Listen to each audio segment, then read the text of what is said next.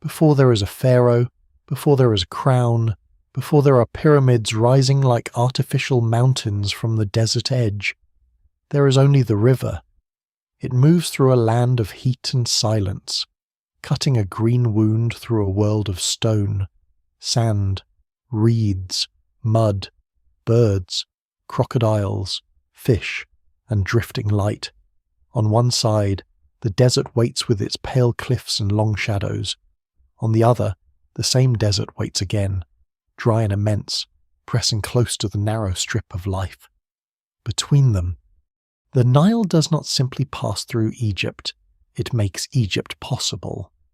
In the centuries before 3100 BC, no one standing on its banks can see the civilization that later generations will remember. There is no Great Pyramid, no Valley of the Kings, no temple wall crowded with carved gods and royal names. There are villages, camps, fields, cattle, boats, graves, clay pots, stone tools, woven mats, fish traps, and people watching the water with the attention that settled life demands. The river rises, falls, stains the soil, changes the shape of the shore, and returns with a rhythm that is never perfectly predictable, but is reliable enough to build a world around. Before we go deeper, take a moment to like the video and subscribe, if this is the kind of history and mystery you enjoy. Because the beginning of Egypt is not just the story of a king who unites a land. It is the story of how a landscape teaches human beings to imagine order. The Nile Valley before the First Dynasty is a place of contrast so sharp that they almost seem designed for myth. The floodplain is dark and fertile, renewed by water and silt. The desert beside it is bright, hard, and unforgiving, preserving footprints, bones, burials, and broken objects long after softer lands would have swallowed them. This contrast will later become one of Egypt's deepest ideas, the black land of cultivation and the red land of desert.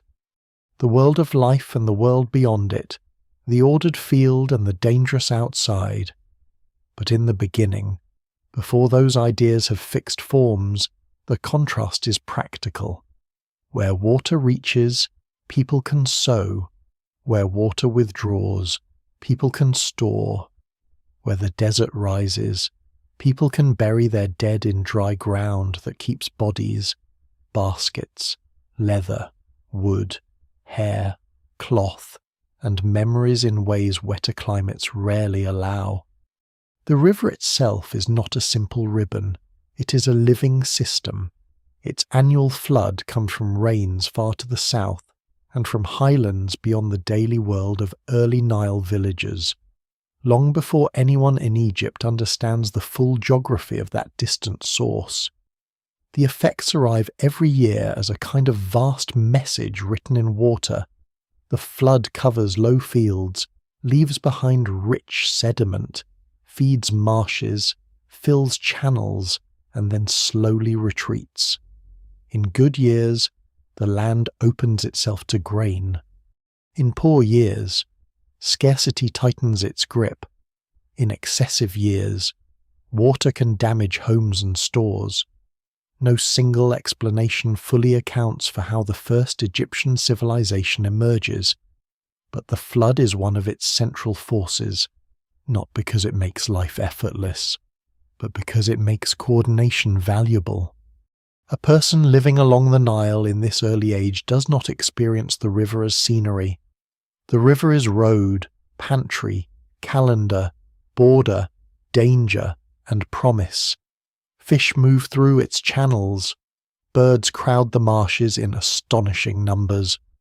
Papyrus and reeds grow in wetlands. Hippopotamuses disturb the shallows. Crocodiles slide beneath the surface. Wild cattle, gazelles, and other animals move between river margin and desert edge. There are places where the valley widens and places where cliffs narrow it, forcing people, animals, boats, and trade into tighter passages. The Nile does not isolate communities completely. It links them. A boat can carry stone, pottery, food, people, news, ornaments, and ideas farther and more easily than travel across open desert.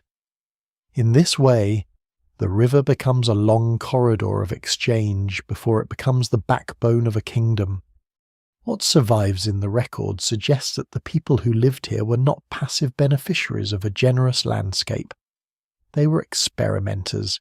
They learned soils, seasons, plants, animal behavior, mud brick, pottery, fishing grounds, burial places, and the uses of stone from desert sources. They watched what could be planted, what could be stored, what could be woven, what could be traded, and what could be displayed as prestige. They understood that life near the Nile required timing. A seed placed too early or too late could fail. A storage jar poorly made could mean loss. A grave placed in the right dry ground might preserve the body and the offerings around it in a way that made death feel less like disappearance. Over many generations, tiny practical decisions became habits, and habits became traditions. One of the lesser-known wonders of early Egypt is how much of its later imagination seems to grow from ordinary environmental facts. The desert's dryness preserves the dead, and eventually Egyptian culture becomes famous for its concern with preservation after death. The flood returns again and again, and later Egyptian religion becomes deeply interested in renewal, rebirth, and cyclical order. The sun dominates the sky with overwhelming force, and solar imagery becomes central to kingship and divinity. The river flows from south to north, while winds often allow boats to sail upstream, creating a natural two-way system of movement. Such details can sound almost too convenient in hindsight, but the evidence remains incomplete. Scholars still debate how much later Egyptian belief can be traced directly to these earliest landscape experiences and how much was reshaped by centuries of social change, political power, and ritual invention. Still, the land leaves its mark. It teaches that survival depends on balance. Too little water, and fields suffer. Too much water, and settlements are threatened. Too much isolation, and communities remain small. Too much competition, and fragile networks can break. The world of the early Nile is not yet a state, but it already rewards people who can plan beyond a single season. Grain storage matters, herd management matters, boats matter, craft specialists begin to matter. So do leaders who can organize labor, settle disputes, protect resources, and perhaps speak with authority during moments of uncertainty. Long before a royal name is carved inside a sarek, long before a king is shown striking an enemy beneath divine symbols, the conditions for authority are forming in mud, water, food, and memory. The Nile also creates a particular kind of geography, long, narrow, and directional. Unlike lands where communities spread across broad open plains in many directions, the Egyptian Nile Valley encourages movement along a line. North and south become more than directions. They become identities. Upper Egypt lies to the south, higher along the river's course. Lower Egypt lies to the north, where the river spreads into the delta before meeting the Mediterranean. To modern eyes, this can seem reversed, but to the river it is perfectly logical. The water descends northward. The names follow the land's elevation, not the top of a map. This simple fact will later shape the language of Egyptian unity, the idea of two lands joined into one. But at this early stage, the two lands are not yet a single kingdom. They are regions of different landscapes, different opportunities, and gradually intensifying contact. In the south, the valley is narrower, pressed between desert cliffs, with access to routes leading into the eastern desert, the western desert, and Nubia beyond. In the north, The delta is broader, wetter, more difficult to preserve archaeologically, and more open toward the Mediterranean and the Levant. This creates a problem for anyone trying to reconstruct Egypt's beginnings. The dry south often preserves more, while the damp delta hides or destroys more. Because of this imbalance, the story can look more southern than it truly was. Archaeologists have to read absence carefully. A missing object is not always evidence that nothing happened. Sometimes it means the land itself has refused to keep the evidence. By the late 4th millennium BC, the Nile Valley is already becoming a place where local worlds are knitting together. Communities share styles, borrow symbols, imitate prestige goods, and compete in ways visible through burials and artifacts. Yet this process begins earlier, in the deep relationship between people and environment. The first Egyptian civilization does not appear suddenly from empty land. It grows from centuries of adaptation, from a river that concentrates life, from deserts that preserve traces, from climatic shifts that make the valley increasingly important, and from human beings who learn that the world can be measured, stored, marked, remembered, and perhaps ruled. For now, there is no Egypt in the later sense. There is only the long green corridor, the flooded fields, the marsh birds lifting at dawn, the red desert beyond the last strip of cultivation, the boats moving quietly with jars and baskets, and the slow gathering of possibilities. Somewhere in this landscape, before the first pharaoh, before the first dynasty, before the official memory of kings, the shape of Egypt is already waiting. That waiting shape is older than the kingdom itself, and it begins far beyond the narrow floodplain where Egypt will eventually take its famous form. To understand why the Nile becomes so powerful, the eye has to move westward, away from the river's green margin and into the Sahara. Because the Sahara of early human memory is not always the Sahara later travellers fear. Long before the first dynasty, long before Narmer's name is carved into the language of kingship, much of North Africa passes through wetter phases that would astonish anyone who knows only the modern desert. Lakes spread across basins that are now dry. Grasslands cover regions that later become bare stone and sand. Wild animals move through landscapes that can support herders, hunters, fishers, and small communities. The world outside the Nile is not empty. It is alive.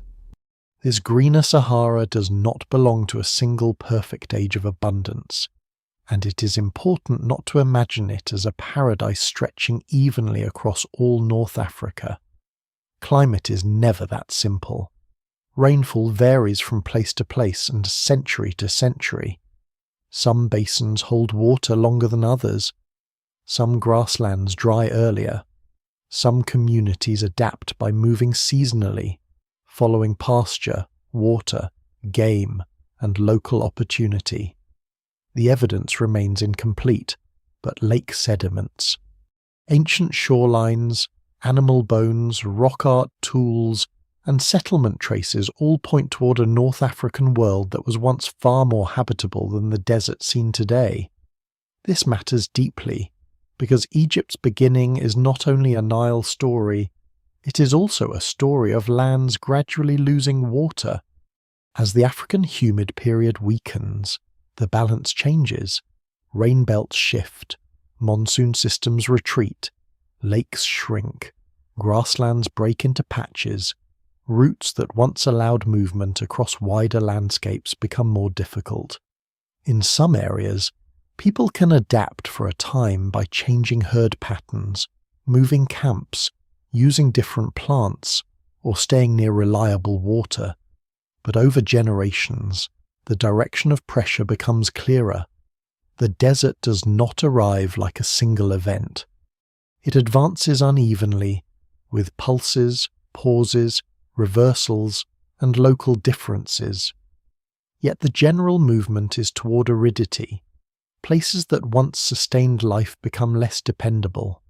Water becomes concentrated. The Nile Valley, already rich and unusual, begins to look less like one good place among many, and more like the central refuge in a drying world. This does not mean that whole populations simply flee the Sahara in one dramatic migration and instantly create Egypt. That would be too neat, and scholars still debate the exact movements, timings, and cultural relationships involved. What can be said with more confidence is that the drying of surrounding regions increases the importance of the Nile corridor. People, animals, skills, and ideas that once moved through a broader North African world become increasingly drawn toward permanent or semi-permanent water. The river does not just feed those already beside it. It gathers. It draws life into a long strip of fertility where different traditions can meet, overlap, and change.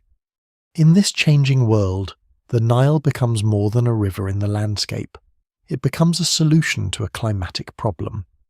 Its water does not depend mainly on local Egyptian rain, because Egypt itself is mostly dry. Instead, the flood arrives from faraway rains to the south and southeast, from regions many early Nile communities may never see. This gives the valley a strange security. The sky above an Egyptian settlement can be cloudless, the surrounding hills can be parched, and still the river can rise because weather elsewhere has sent water northward. To live by the Nile is to live beside a distant climate system made visible as floodwater. That distance is one of the quiet miracles behind Egypt's origins. In many early farming regions, rainfall is immediate and local. A failed rainy season falls directly on the fields. Along the Nile, the system is different. The river carries the memory of rain from other lands. It turns remote storms into Egyptian mud. It makes agriculture possible in a place where ordinary rainfall would never support dense farming on the same scale. This does not make early Egypt immune to hardship. Flood levels vary, and later records show that poor floods can bring hunger and disorder.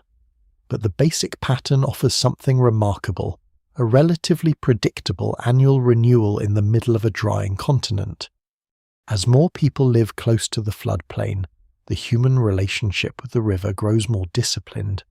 Communities learn where the water reaches and where it rarely does. They learn which higher ground is safer for houses and storage. They learn how to time planting after the flood withdraws.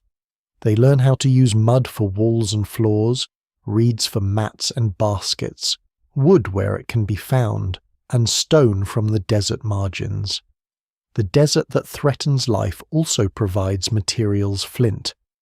Hard stone, pigments, minerals, roots, and places for burial. The two worlds are not simply opposites. They are connected parts of one survival system. There is a lesser-known consequence of this narrowing geography. People who might once have lived in more scattered patterns are gradually brought into closer contact. This can encourage exchange, but it can also create tension. Land near water is valuable. Access to pasture matters. Fishing grounds, fertile patches, river landings, and storage places become worth defending or negotiating over. Over time, the need to manage shared resources may help certain families, lineages, or local leaders accumulate authority. The earliest roots of hierarchy may not lie in conquest alone, but in the daily pressures of organizing labor, storing food, controlling movement, and claiming sacred or ancestral rights to particular places. No single explanation fully accounts for the rise of early Egyptian power, but environmental concentration is one of the forces that makes hierarchy easier to imagine and harder to avoid. The drying Sahara also leaves marks on the imagination. People who move between desert and river know the difference between a place that gives and a place that withholds. They know that water can vanish. They know that animals move away when pasture fails. They know that the dead placed in dry sand can endure with uncanny stillness. Later, Egyptian culture will speak with extraordinary force about order against chaos, fertile land against desert, life against dissolution. It would be careless to reduce those ideas to climate alone, but it would also be strange to ignore the world that shaped them. The desert is not just outside Egypt. It is part of Egypt's mind from the beginning.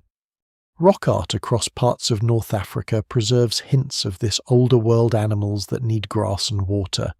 Human figures connected with herding, hunting, movement, and ritual. Boats and symbols whose meanings are still debated. Some images are far from the Nile, others belong to regions connected by desert routes. They do not tell a simple story, and they should not be forced into one. But they show that before Egypt becomes a kingdom, the broader landscape is already full of expression, memory, and symbolic behavior. People are not only surviving climate change, they are representing their world, marking stone, shaping identity, and carrying ideas from place to place. By the late Predynastic period, the Nile Valley is increasingly the axis around which these pressures gather. In Upper Egypt, especially, communities develop in a landscape where the river, desert roads, and access to southern and eastern resources all matter. In the delta, wetter conditions and later sediment make the archaeological picture more difficult. But the north is not absent from the story. It is a zone of farming, exchange, and contact with the Levant and Mediterranean world. The problem is that the delta hides its earliest past more effectively than the desert edge of the south.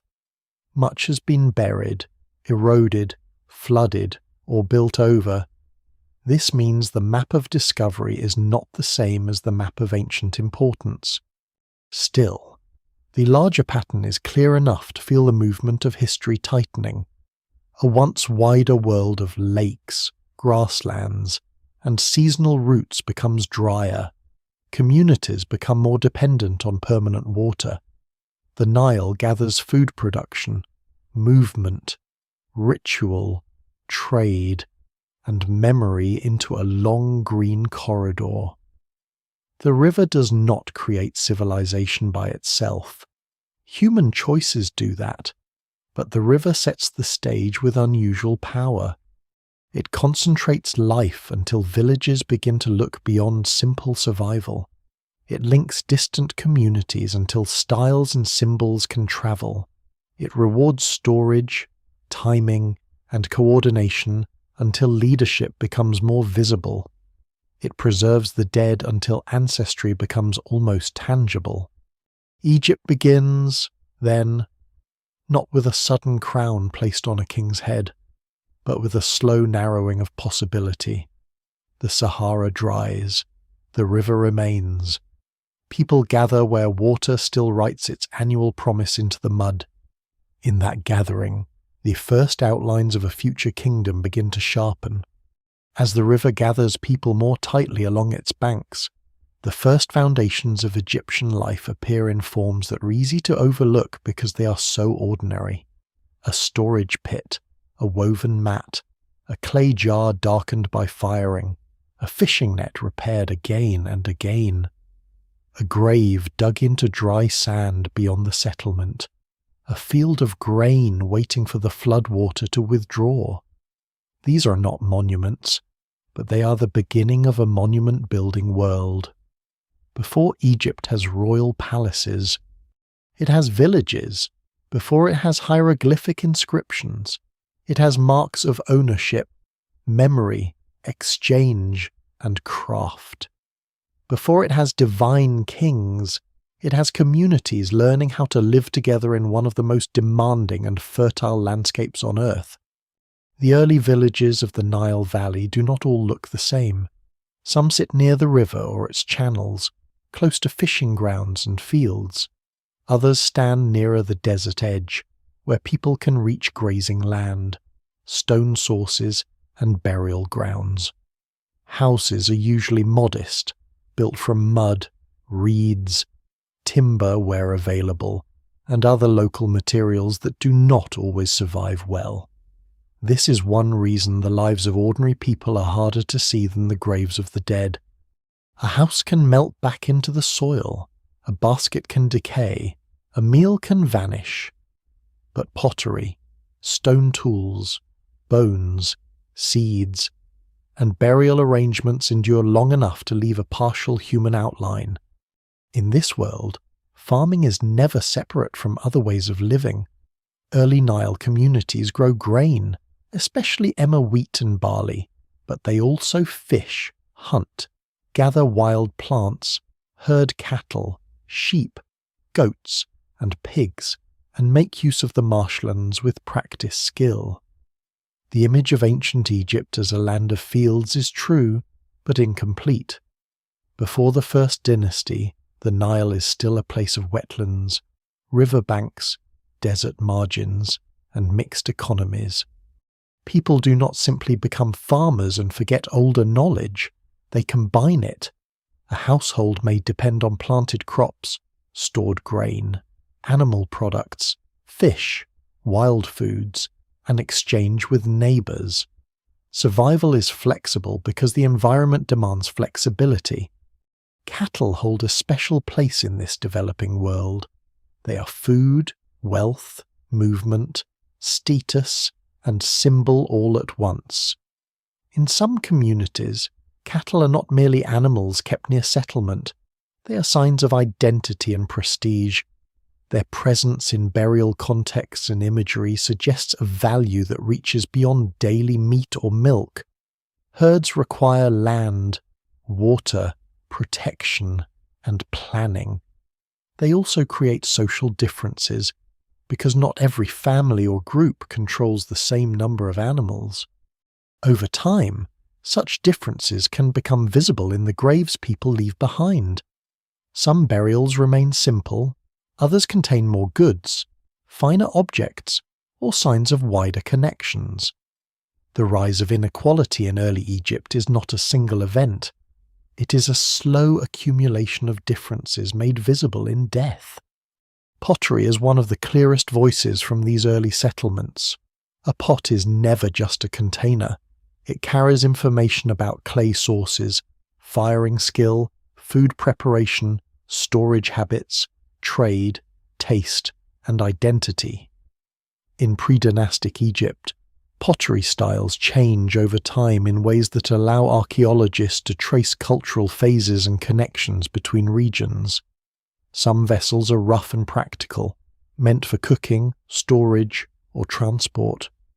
Others are carefully shaped, polished, painted, or placed in graves as objects of value. The hands that made them are anonymous, but their choices survive the curve of a rim, the thickness of a wall, the painted image of a boat, animal, or pattern. Through pottery, the villages speak in a language older than writing. Some of the most striking painted vessels show boats with high cabins, standards, and long lines of oars or crew-like forms. Their exact meanings are still debated. They may reflect travel, ritual procession, funerary belief, status display, or a mixture of all these. But they reveal that boats are already powerful symbols before Egypt becomes a unified state. This is hardly surprising in a land where the river links everything. Boats move goods, people, bodies, animals, and ideas. They make distance manageable. They allow communities to imagine connection along the valley. Later Egypt will fill tomb walls and temple reliefs with sacred boats, solar boats, funerary boats, and royal journeys. The root of that visual language may already be stirring in predynastic painted pottery. The dead occupy a central place in this early story. In the dry desert margins, bodies are placed in pits, often crouched or flexed, sometimes wrapped in matting or animal skin, sometimes accompanied by vessels, tools, ornaments, pallets, combs, beads, or food offerings. These burials do not yet resemble the grand tombs of later kings, but they reveal a concern with the body, with placement, and with objects that accompany the person beyond ordinary life. The desert itself helps preserve what the living place there. Long before artificial mummification becomes a refined practice, natural dryness can keep bodies in remarkable condition. It is possible that this natural preservation influenced later Egyptian beliefs about the survival of the body, though scholars still debate how directly one stage leads to the next. A surprising detail is that early burial customs sometimes preserve traces of intimacy that monumental history tends to erase. Hair, textiles, beads, cosmetic materials, and personal ornaments can survive beside the dead, suggesting that appearance, identity, and care mattered deeply. Cosmetic palettes, often made of stone, may have been used to grind pigments for the eyes or body before they became powerful ceremonial objects in elite contexts. What later becomes royal symbolism may begin in more personal practices of adornment, protection, display, and ritual. The path from a small grinding pallet to the famous Narmer pallet is not simple, but the connection is suggestive. Objects can rise in meaning as societies become more complex. In the villages, craft grows slowly more specialized. Stoneworkers shape flint blades with remarkable skill. Beadmakers work shells, stones, bone, and imported materials. Potters refine forms. Weavers and basket makers produce essential goods that rarely survive except in special conditions. Some materials travel from far away, showing that even modest communities are not isolated. Shells from the Red Sea, stones from desert regions, and goods moving along the Nile point to exchange networks older than the kingdom. Trade at this stage does not necessarily mean merchants in the later sense. It can mean gift exchange, seasonal movement, marriage links, ritual gatherings, elite competition, or practical barter. The evidence remains incomplete, but the movement of materials shows that early Egypt is already connected. Food also leaves its quieter record. Charred seeds, grinding stones, animal bones, fish remains, and residues in pottery suggest meals built from grain, legumes, fish, livestock, wild plants, and fermented products. Beer, in some early form, likely becomes part of daily and ritual life before the dynastic age is fully formed. Bread and beer later become staples of Egyptian economy, temple offering, and worker rationing. But their deeper roots lie in the ordinary transformation of grain into nourishment that can be stored, shared, and controlled. Whoever manages grain manages more than food. They manage time, they manage labor, they manage dependence. This is where the village begins to point toward the state. Farming creates surplus, but surplus does not automatically create kings. It has to be protected, measured, claimed, redistributed, and given meaning. Herds create wealth, but wealth has to be recognized. Burials show inequality, but inequality has to be justified. Ritual can bind a community, but it can also elevate certain people above others. Over generations, some settlements become larger or more influential. Some families or leaders gain access to prestige goods. Certain burial grounds become more elaborate. The social landscape begins to tilt. By the time the Naqada culture rises in Upper Egypt, the earlier village world has already done much of the hidden work. It has domesticated the rhythms of the river. It has joined farming with fishing, herding, and craft. It has made death a place where identity and status can be displayed. It has turned pottery, pallets, boats, animals, and ornaments into carriers of meaning. The first pharaoh does not emerge from nowhere. He rises from a world where the basics of Egyptian civilization have been practiced for centuries by people whose names are lost, but whose habits endure in clay, bone, seed, stone, and sand. From the village world of pots, graves, grain, cattle, and river journeys, a stronger pattern begins to rise in Upper Egypt. It does not yet call itself a kingdom, and it does not yet possess the long official memory that later scribes will protect in lists of kings. But in the centuries before 3100 BC, the Nile Valley begins to show signs of a society changing shape. Certain settlements grow more important, certain graves become richer, certain objects become more carefully made, more widely desired, and more loaded with meaning. The world that archaeologists call Naqada is not a single city, and not a single moment. It is a long cultural transformation, unfolding through generations, in which craft, trade, ritual, violence, display, and authority begin to draw closer together. Naqada takes its name from a site in Upper Egypt, but the culture associated with it spreads far beyond one place.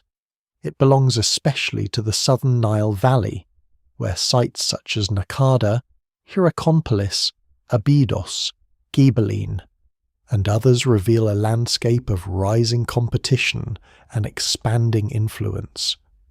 The sequence is usually divided into phases, moving from earlier Naqada 1 through Naqada 2 and into Naqada 3, the last of which stands close to the threshold of dynastic rule. These divisions are modern tools, created from pottery styles, burial patterns, and artifact changes. The people themselves did not live inside neat archaeological labels. They lived through seasons, families, rivalries, ceremonies, and ambitions.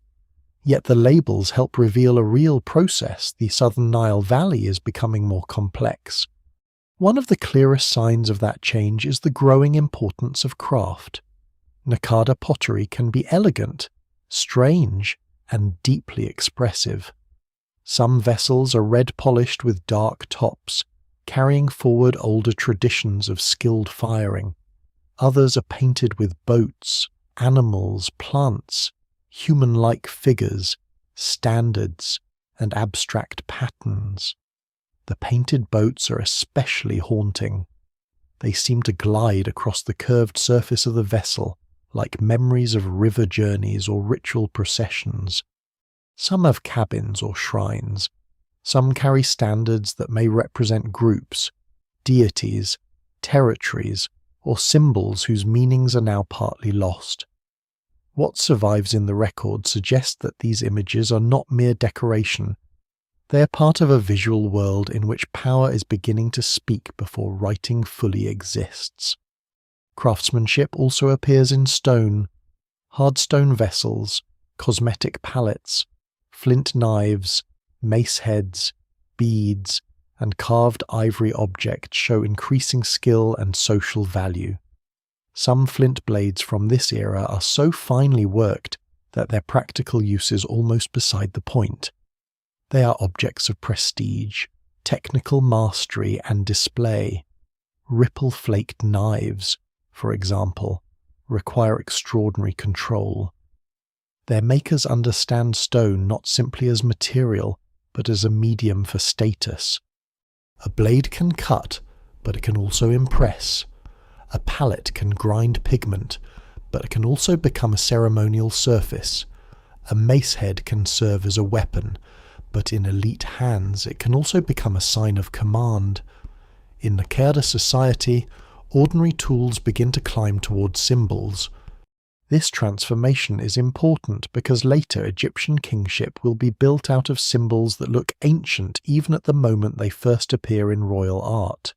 The ruler smiting an enemy, animals arranged in controlled rows, standards carried before authority, boats moving in procession, the contrast between order and wildness, the power of a crowned or dominant figure over bodies, beasts, and land. These do not suddenly appear on the Narmer palette from nowhere. Their ancestry lies deeper in predynastic visual culture. Naqada art is not yet the full canonical art of pharaonic Egypt, with its strict proportions and formal rules, but it already experiments with many of the ideas that later become central. Power is shown by scale, placement, control, and repetition. The world is turned into a composition. The rise of Naqada is also a story of trade. Goods move along the Nile and through desert routes, connecting Upper Egypt with Nubia to the south, the Eastern Desert, the Red Sea region, the Delta, and the Levant beyond. Materials such as obsidian, lapis-like stones, shells, copper ores, gold, exotic woods, oils, and other valued objects reveal networks wider than any single village. Some items may have travelled through many hands before reaching elite graves. Others may have arrived through expeditions, exchange partnerships, or controlled routes. Scholars still debate the exact nature of these early networks, but their significance is clear. Prestige depends partly on access. A leader who can obtain rare materials can display connections beyond the local world. Distance itself becomes a kind of power. Hierakonpolis, known in ancient Egyptian tradition as Nekhen, becomes especially important in this picture.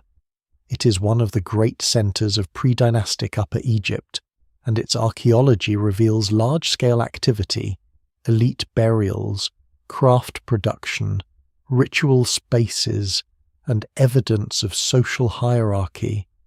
The site's size and complexity suggest that it was not merely another village beside the river. It was a gathering point, a centre of authority, and perhaps a place where religious and political power began to reinforce one another. Finds from Hierakonpolis include some of the most remarkable predynastic evidence for elite display, including decorated tombs, ceremonial objects, and animal burials that hint at a world where rulers or powerful elites may have staged control over nature itself. Those animal burials are one of the more surprising details of early Egypt. At Hierakonpolis, archaeologists have found evidence that elite burial areas could include not only human graves but also animals such as baboons, wild cats, crocodiles, elephants, and other creatures depending on context and interpretation.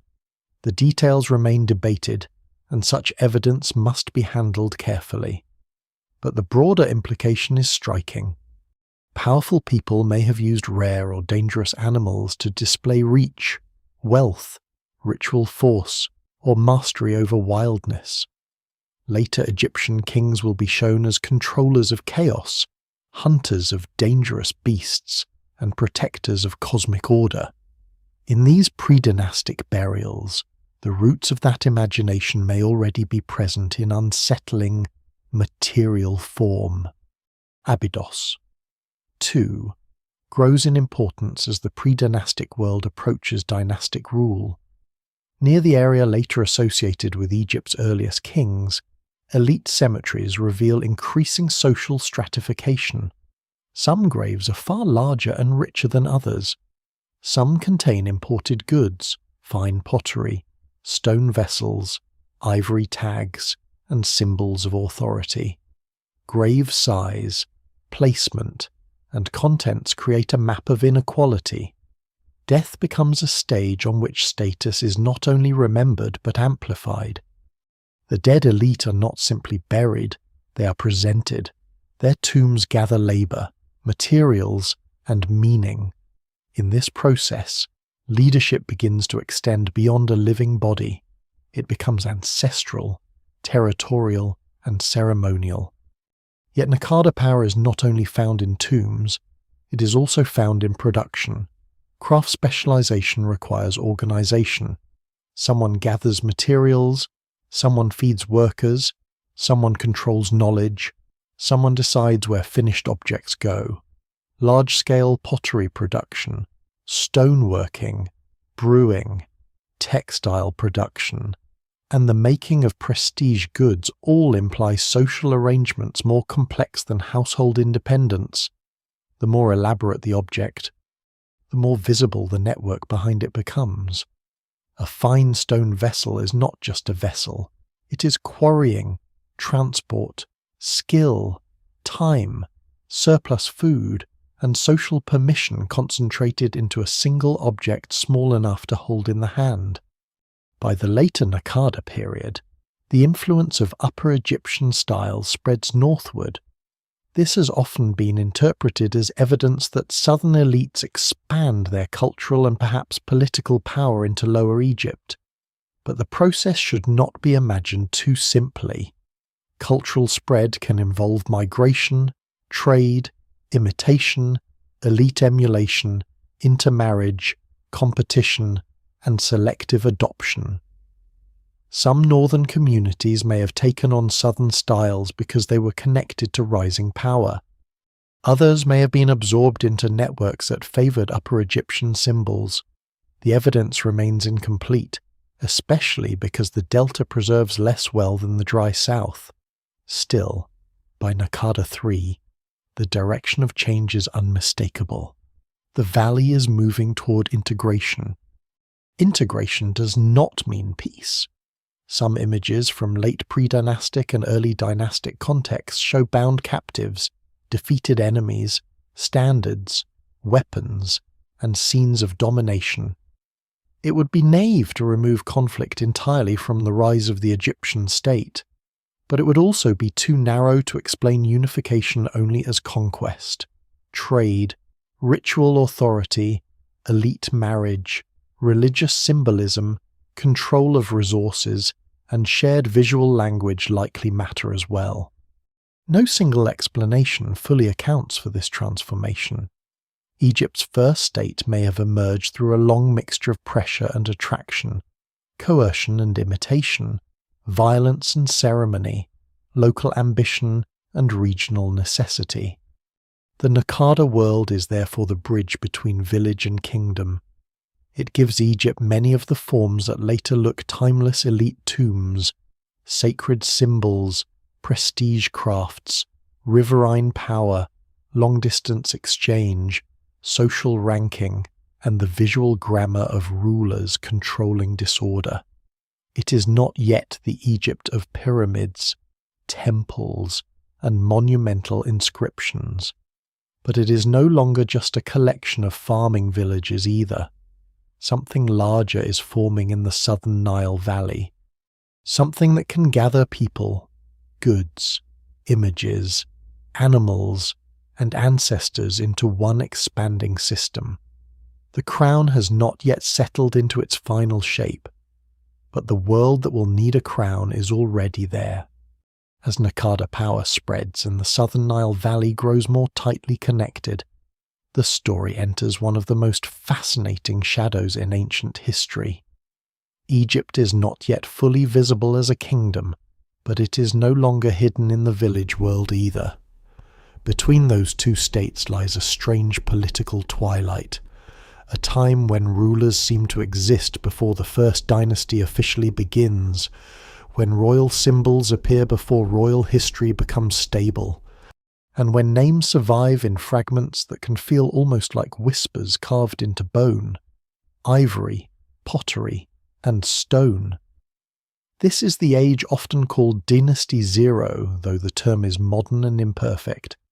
It describes not a neat dynasty in the later Egyptian sense, but a cluster of powerful late predynastic rulers whose authority helps prepare the way for the state that appears around 3100 BC. These rulers are difficult to see because they stand at the edge of writing. They belong to a world where signs are beginning to carry names, ownership, offerings, places, goods, and authority, but where long narrative records do not yet exist. There are no royal annals explaining who succeeded whom with complete clarity. There are no autobiographies carved by officials describing great campaigns or administrative reforms. There are no temple walls telling a polished state version of the past.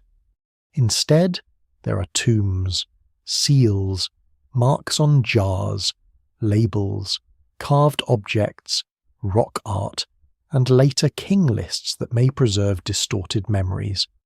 The evidence remains incomplete, and scholars still debate the order, identity, and political reach of several early rulers. Yet the fragments are enough to show that kingship is taking shape before the first dynasty receives its traditional beginning. Abydos becomes one of the most important places in this shadowy story. In the desert near the later sacred city, at a cemetery known to archaeologists as el-Kab, elite tombs grow increasingly large and complex during the late Predynastic period. Some are associated with rulers whose names are written inside an early form of the serek, the rectangular frame that later represents the royal palace facade and carries the king's Horus name. This is one of the most important symbols in early Egypt, a name framed by architecture, often beneath the falcon of Horus. Even before royal ideology is fully formalized, the sign suggests something profound. The ruler is not merely a strong local leader. He is linked to a palace, a divine emblem, and a visual system that makes authority recognizable across distance. The names themselves are strange and debated. Irihor, Kaya, and Scorpion are among the figures often discussed in connection with this pre-dynastic or proto-dynastic horizon. Their exact status has been argued for decades. Were all of them kings? Were some local rulers, chiefs, or powerful elites later absorbed into the idea of kingship? How far did their authority reach? The record does not answer cleanly.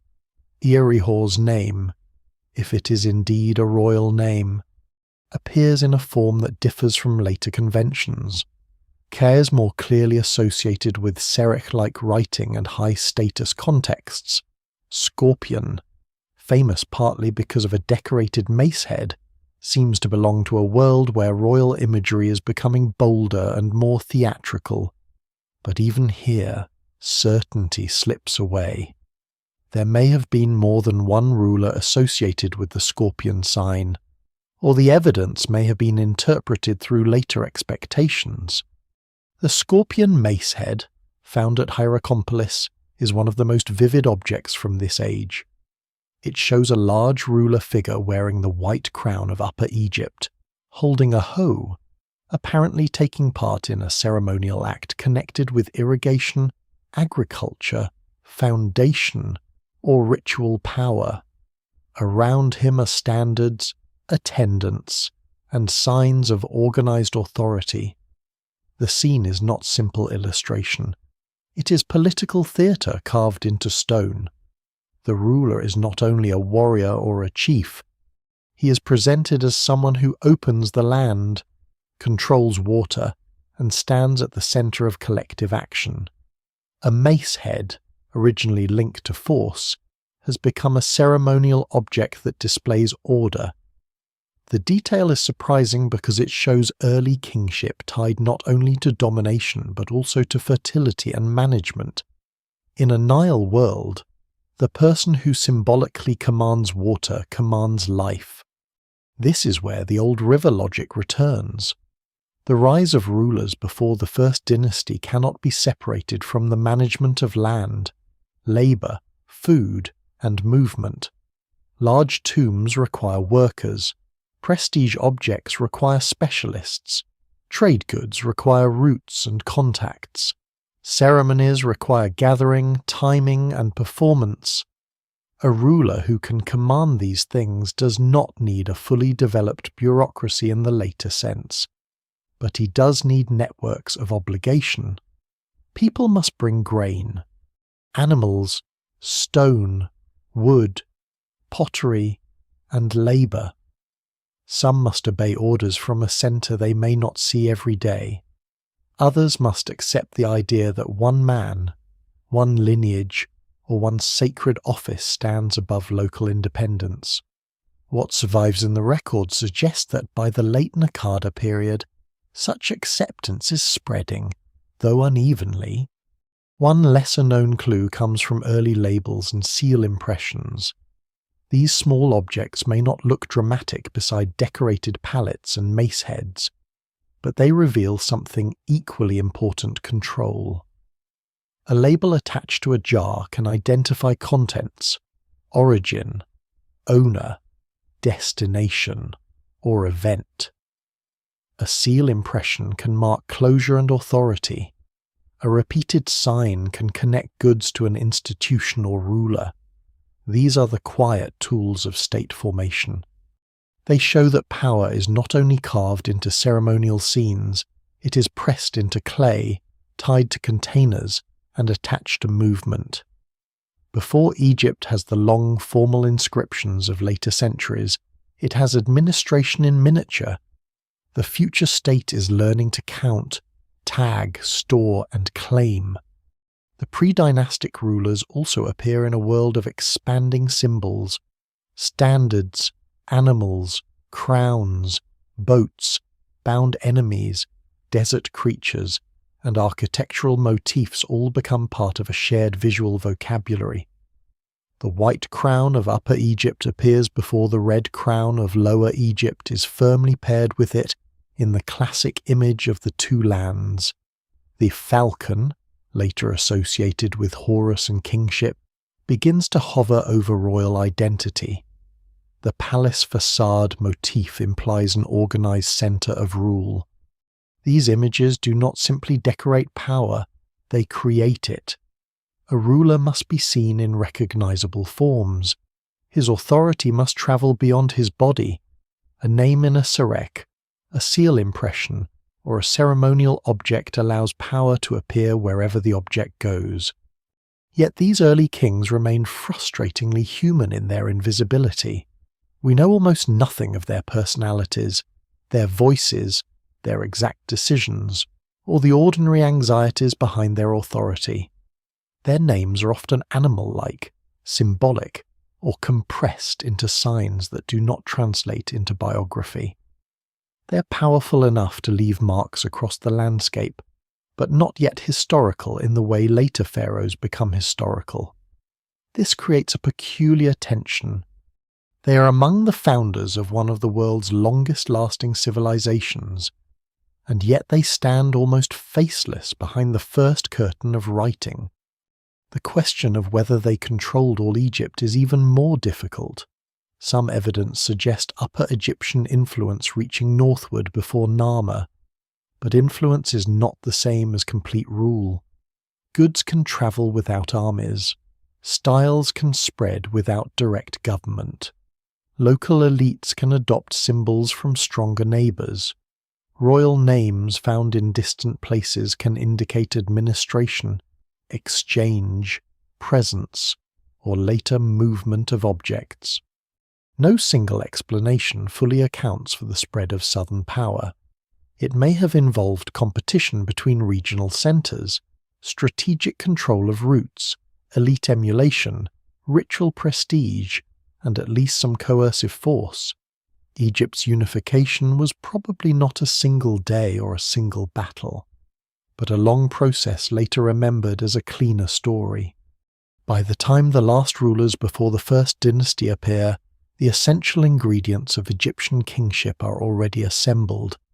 There is a royal name, there is a palace symbol, there is a divine falcon, there are crowns, standards, elite tombs, administrative marks, ceremonial objects, and the idea that one ruler can stand for more than one town.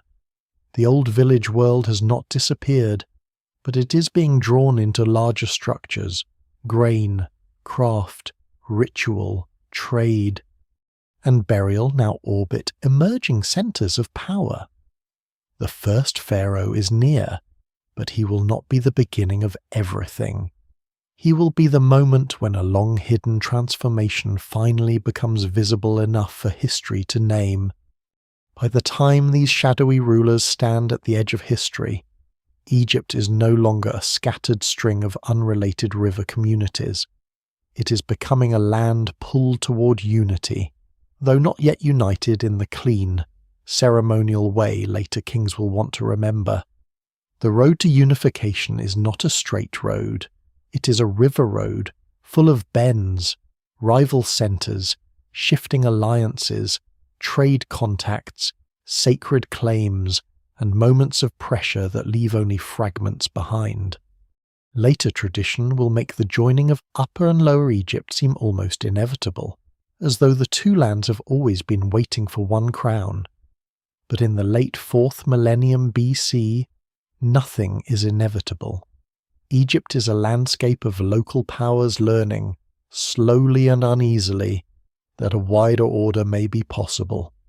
Upper Egypt, in the south, appears especially dynamic in the archaeological record. Its dry desert cemeteries preserve graves, symbols, and elite objects with unusual clarity. Centres such as Hierakonpolis, Abydos, and Naqada show signs of powerful leadership, long-distance exchange, craft specialization, and increasingly ambitious ritual display. Lower Egypt, especially the Delta, is harder to read because its wet soils, shifting channels, later settlement, and deep alluvial deposits hide much of its earliest past. This imbalance matters. It can make the south look like the only engine of unification, while the north appears passive or empty. But that is partly an illusion created by preservation. The delta is not an empty stage waiting to be conquered. It is a rich, complex, difficult landscape open to the Mediterranean, the Levant, marshland resources, farming, fishing, and exchange. For much of the Predynastic period, northern communities have their own traditions. Sites associated with Lower Egyptian culture show different pottery, settlement patterns, and connections than those seen in Upper Egypt. These differences do not mean total separation, but they remind us that the Nile Valley is not one culture from the beginning. The two lands are real before they are political. They differ in ecology, contacts, and local identity. The south has a narrow valley, desert routes, access toward Nubia and the eastern desert, and cemeteries where elite display becomes highly visible. The north has the broad delta, wetland wealth, access toward Southwest Asia, and a more fluid environment where archaeology is often less generous. Unification means bringing these different worlds into one political imagination. How that happens remains one of the great problems in early Egyptian history. The classic image is conquest southern kings march north, defeat rivals, and impose rule over the delta. There is evidence that violence and domination are part of the process. Late predynastic and early dynastic art shows bound captives, enemies, standards, weapons, and rulers in acts of control. Some skeletal remains from certain contexts show signs that conflict existed in predynastic societies, though such evidence must be treated carefully and not expanded into a simple national war story. Images of violence in elite art are also ideological. They show what rulers want to claim that they defeat chaos, subdue enemies, and bring order. Whether every scene reflects a real battle is another question.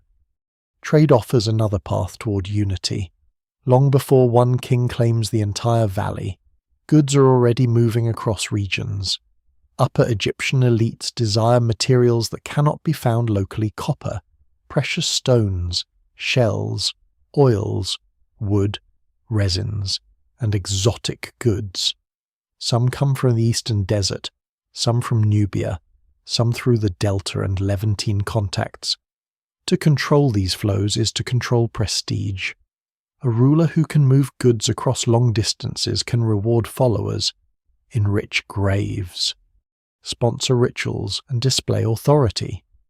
Trade networks can become political networks. A route used for exchange can later become a route used for administration. A gift relationship can become obligation. A shared prestige style can become submission to a stronger center. No single explanation fully accounts for this, but commerce and power clearly grow together. Ritual also matters. In early Egypt, politics does not develop as a cold system of taxation and command alone. It grows through ceremony, symbols, ancestral places, sacred animals, processions, and acts that make authority visible. The ruler is not only someone who can organize labor or control goods. He is someone whose body and image seem to stand between the human community and a larger cosmic order. That idea is not fully formed yet, but its roots are visible in ceremonial objects, elite burials, standards, and early royal imagery. A leader who can gather people for ritual can gather them for work. A leader who can claim divine association can make obedience feel like more than practical necessity. Unity may therefore spread not only by force, but by persuasion through sacred performance. One surprising detail is how much early unification may depend on imitation. When one region becomes prestigious, other communities may adopt its objects, symbols, and habits without immediate military conquest. Pottery styles can shift. Burial customs can change. Elite goods can appear in new places. Administrative practices can spread. This is not always voluntary admiration. It may reflect pressure, alliance, marriage, dependency, or political absorption. But it complicates the image of a single army sweeping north. Culture can advance before government does. Symbols can prepare the ground for rule. By the time a southern king's authority becomes direct, many northern elites may already understand the visual language of southern power. Competition between southern centers may have been just as important as competition between south and north. Hierakonpolis, Naqada, and Abydos do not necessarily begin as partners in a shared national project. They may have been rivals, each seeking control over routes, resources, and symbolic authority. At some point, Abydos and its associated rulers become especially central to the emerging royal line. But that outcome was not guaranteed. Earlier centers may rise and fade. Power shifts, cemeteries, ceremonial objects, and settlement evidence suggest a landscape where local elites compete intensely before one line becomes dominant enough to absorb the others into a broader state. The unification of Egypt may begin with the unification of Upper Egypt itself. The river makes this possible. Because the Nile links communities along a narrow corridor, dominance can expand step by step, control one section, then another, secure river movement, then trade routes, establish authority at key points, then extend symbols and administrators. Boats make power mobile. Grain makes power sustainable. Seals and labels make power trackable. Tombs make power ancestral. Ritual makes power legitimate. Conflict, when it occurs, makes resistance costly. These forces together create something stronger than any one village or chiefdom. They create the early Egyptian state. Still, the process remains partly hidden because later Egypt prefers a more elegant memory. The ideology of the two lands is clean and balanced, Upper and Lower Egypt joined under one ruler, two crowns combined, two regions harmonized into one cosmic order. But the real process is probably messier. It may involve generations of local struggle, regional absorption, negotiated submission, strategic marriage, elite cooperation, displays of force, and administrative experimentation. The evidence remains incomplete, and it does not allow a simple reconstruction of each step. What it does allow is a sense of direction. By the end of the Predynastic period, local identities are being drawn into a larger framework. The idea of Egypt is becoming politically real. At the symbolic level, unification is more than control of land. It is the invention of a story powerful enough to hold differences together. Upper Egypt and Lower Egypt do not vanish into sameness. They remain visible in crowns, plants, animals, titles, myths, and royal ceremony. The genius of early Egyptian kingship is not that it erases the two lands, but that it binds them into a permanent duality. The king rules both because the king embodies both. This idea becomes one of the strongest pillars of pharaonic civilization. It begins in the very problem of unification, how to make a long, varied riverland. Imagine itself as one country, without forgetting that it is made of two. As the 4th millennium BC closes, the old village world has been pulled into something larger. The Naqada system has expanded, proto-kings have marked their names, elite tombs have grown, symbols have sharpened, trade and administration have widened. The north and south are no longer separate worlds in the same way they once were, and somewhere in this tightening landscape, a ruler emerges whose name will become the great hinge of the story. Whether he completes the unification, symbolizes it, inherits it, or gives it its most famous image. Narmer stands at the point where archaeology, memory, and royal ideology converge, at the point where the long road toward unity becomes visible. One object stands in the center of the story like a carved stone door between two ages. It is not a monument in the size later Egypt will prefer. It is not a pyramid, not a temple wall, not a royal tomb cut deep into sacred ground. It is a ceremonial palette made of dark siltstone, shaped with care, covered with images, and small enough to be held. Yet few objects from the ancient world carry more weight than the Narmer palette.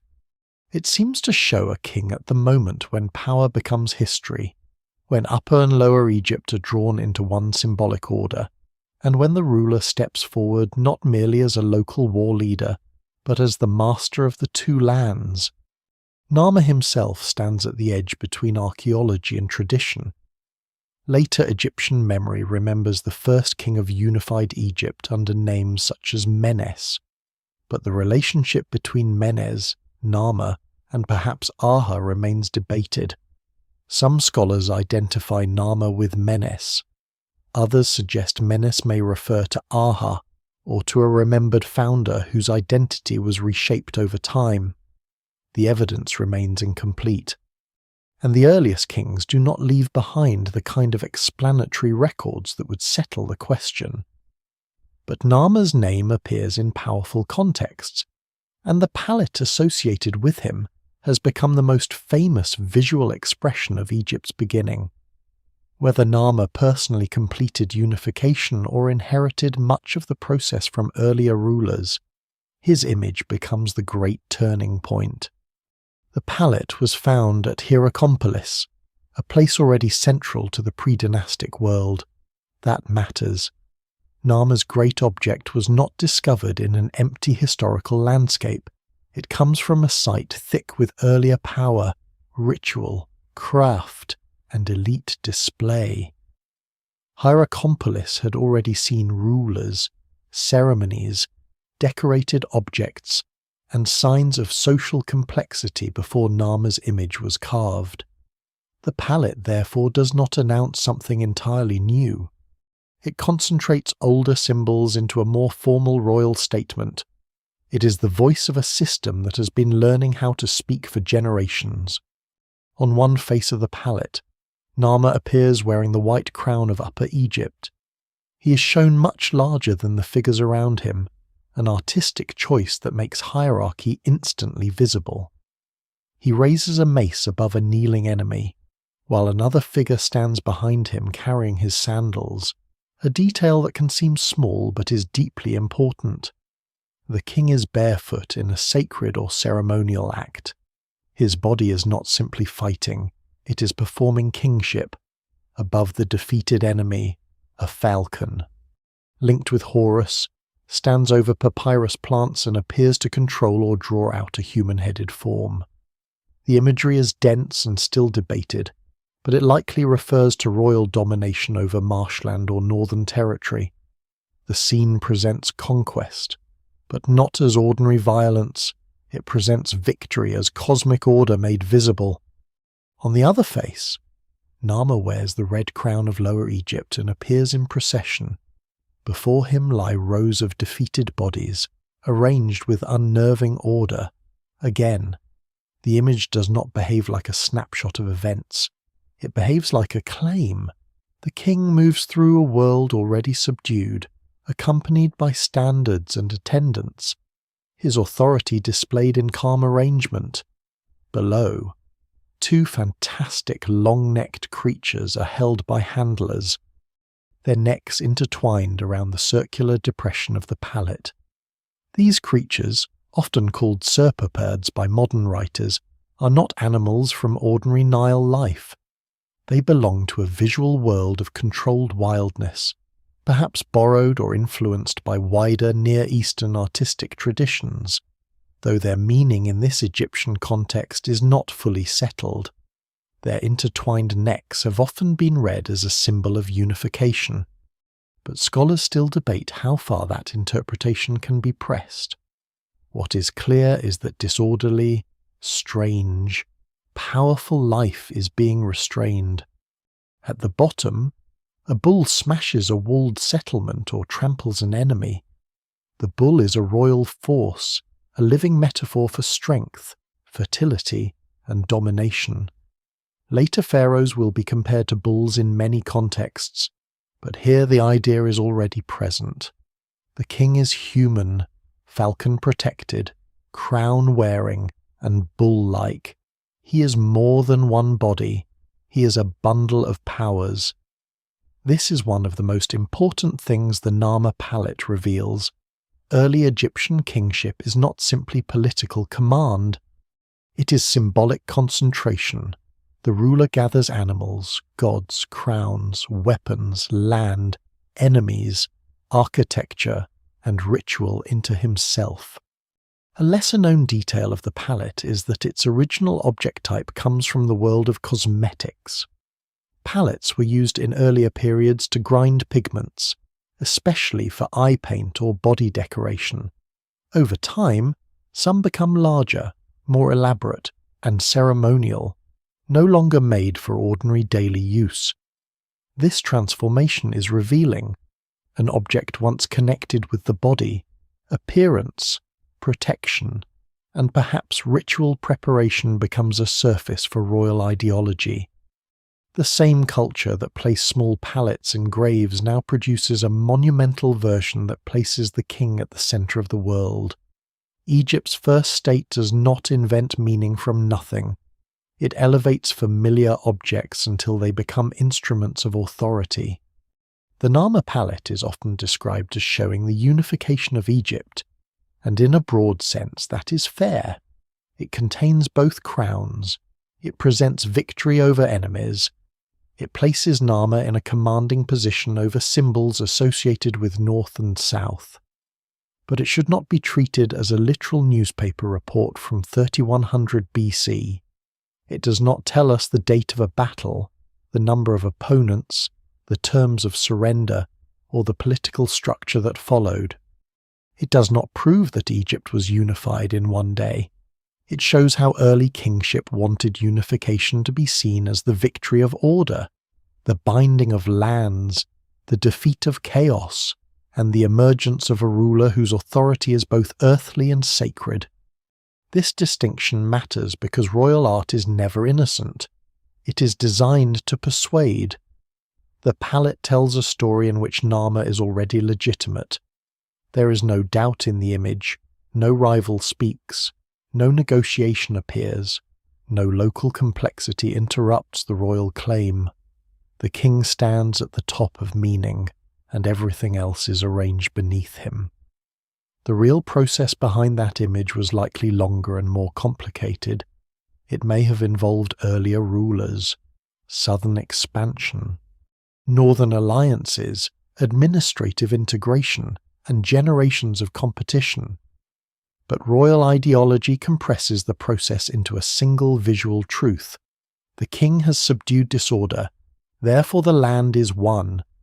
Around Narmer, other evidence begins to show the machinery of early rule becoming more stable.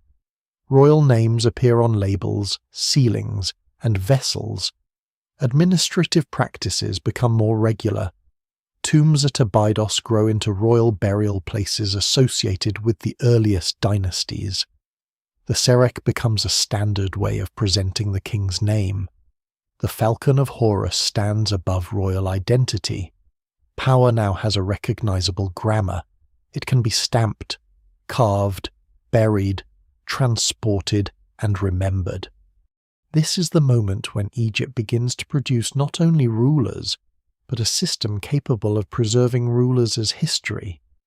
The turning point is therefore not only Narmer as a person, it is Narmer as a crystallization of forces already moving through the Nile Valley climate pressure, village farming, Naqada prestige, elite competition, trade, ritual display, emerging writing, and the need to imagine a land as one. In his palette, all these forces are compressed into images so confident that they still shape modern imagination more than 5,000 years later. Yet behind the confidence remains mystery. What did Narmer actually do? How much did he inherit? How many rivals vanished from the record because his tradition became dominant? No single explanation fully accounts for the final passage into kingship. Still, something changes around this time. The scattered evidence of earlier authority becomes the clearer evidence of a state. The king is no longer only a powerful figure in a regional landscape. He is the center of a new political world. His image binds the two lands. His name travels on objects. His burial demands labor. His administration begins to count and seal. His symbols claim the right to organize both Earth and cosmos. With Narmer, Egypt steps out of prehistory and into a new kind of memory, one that will spend the next 3,000 years repeating, refining, and defending the idea that order began when the two lands became one. Once Narmer's image has brought the two lands into a single royal vision, the problem changes. A land can be claimed in ceremony, carved into stone, and displayed beneath crowns, but it still has to be governed. Boats have to move without constant obstruction. Grain has to be gathered, stored, and redistributed. Labor has to be summoned from villages that may remember a time before royal command. Local elites have to be watched, rewarded, absorbed, or restrained. The Delta and the Southern Valley have to become not merely conquered spaces or symbolic halves, but functioning parts of one system. This is where the new Egyptian state begins to show its genius, not in a single dramatic image, but in the patient creation of control. The place later remembered as Memphis stands near the center of this transformation. It lies close to the meeting point between Upper Egypt and Lower Egypt, near the place where the narrow Nile Valley opens into the broad delta. In geographical terms, it is almost too perfect. From there, a ruler can look south toward the long corridor of Upper Egypt and north toward the branching waterways of the delta. The city sits near the hinge of the country, where traffic, grain, officials, soldiers, messengers, and offerings can be directed toward both halves of the kingdom. If Narmer's palette shows the idea of unification, Memphis represents the practical challenge of making that idea work every day. Later tradition credits the founding of Memphis to the first king, often remembered as Menes, though the connection between Menes, Narmer, and Aha remains debated. The evidence is not as simple as the tradition makes it seem. The earliest levels of Memphis are difficult to recover because the area has been buried under deep alluvial deposits, later occupation, shifting settlement, and the long wait of history. The city that later becomes one of Egypt's greatest capitals hides its own beginning with unusual skill. Archaeologists can see its importance from surrounding cemeteries, later records, and the logic of geography. But the first city itself remains partly elusive. What survives in the record suggests power, but much of the original urban fabric is lost beneath mud, time, and modern life. Even the name carries layers. The famous name Memphis is not the earliest form by which Egyptians knew the place. It derives from later developments, while early traditions speak of a place often associated with the white walls, a name that evokes enclosure, brightness, and royal presence. Whether those walls were literal fortifications, palace architecture, symbolic language, or some combination of these remains uncertain. But the idea is revealing. A capital is not only a cluster of houses, it is an enclosed centre, a visible seat of command, a place where the king's authority can be stored in buildings, rituals, officials, and controlled movement. A state needs such a place because unification creates new distance. A village headman can know most of the people he commands. A regional ruler can rely on personal ties, kinship, fear, exchange, and ritual presence. But a king of all Egypt rules people he will never see, fields he will never walk, storehouses he will never enter, and local disputes he will never hear with his own ears.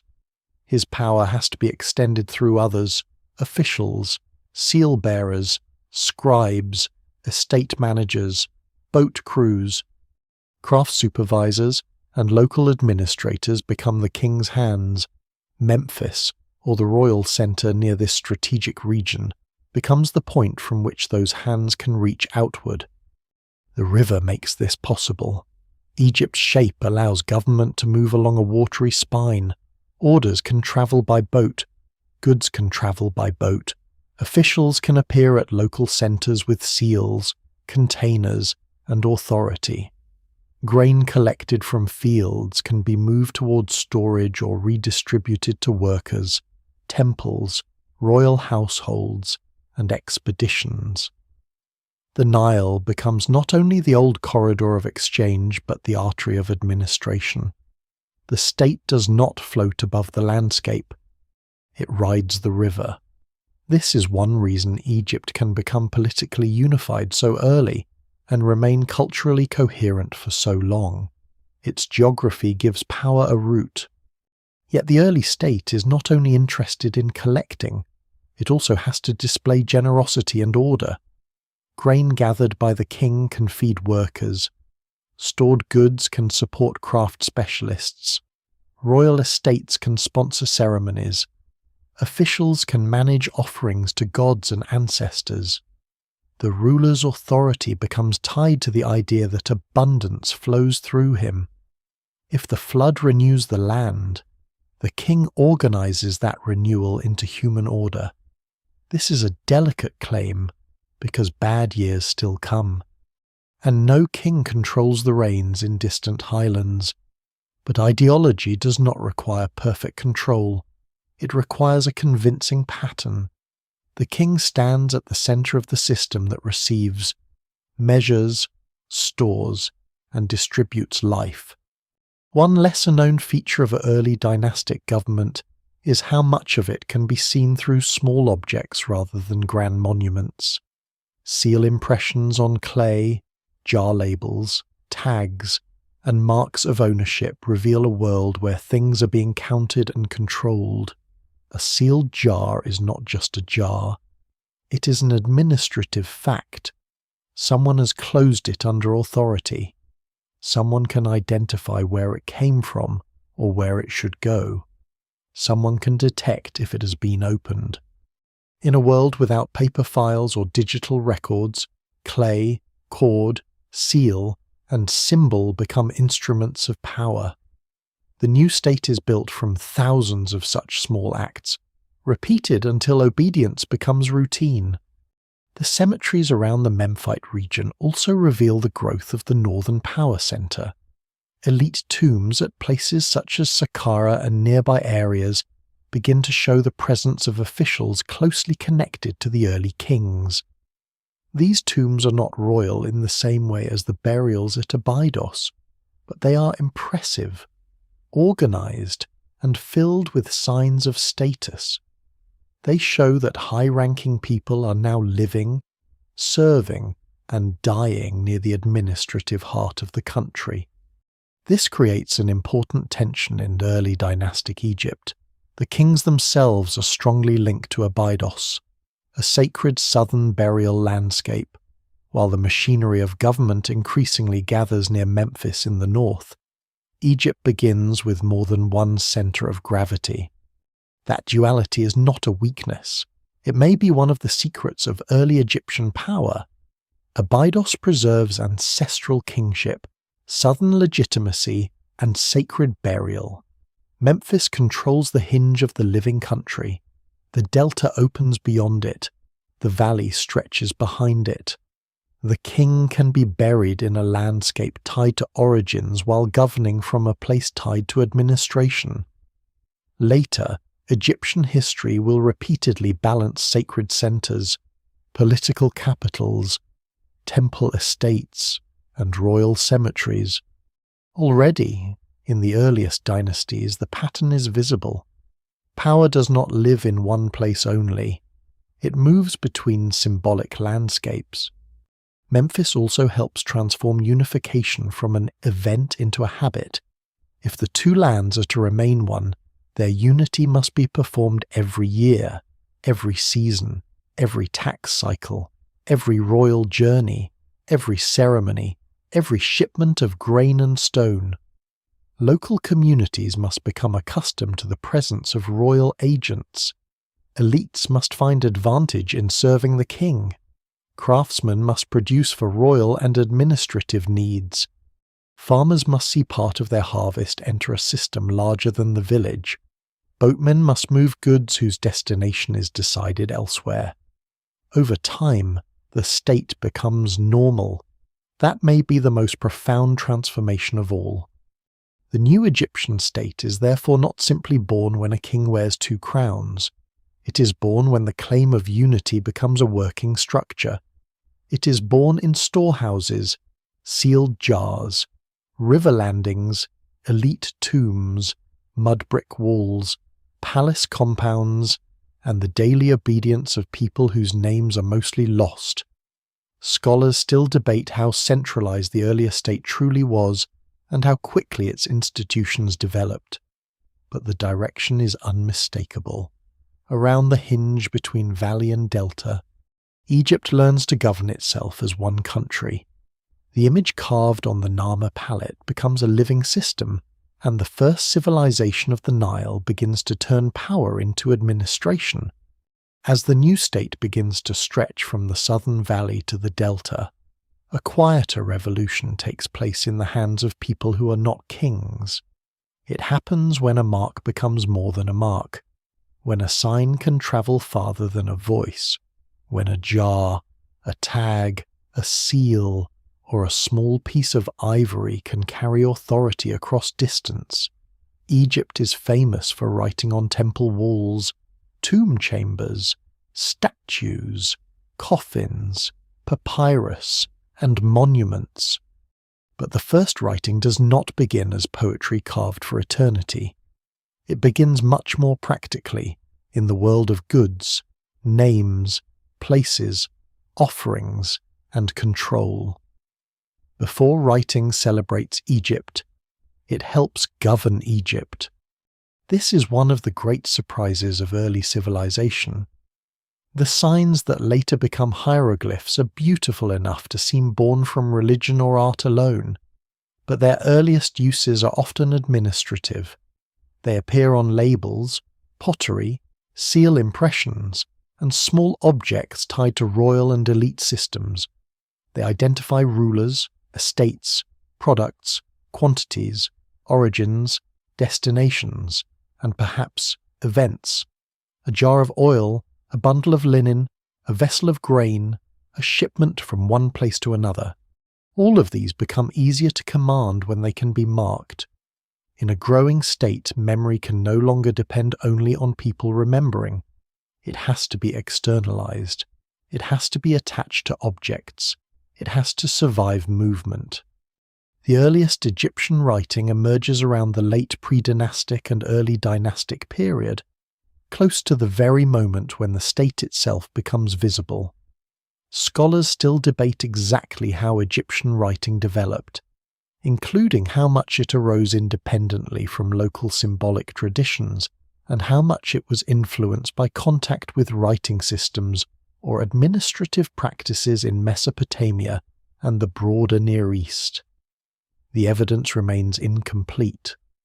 And the question is delicate because influence does not mean imitation. Egypt already had a rich visual culture before writing became formal painted pottery.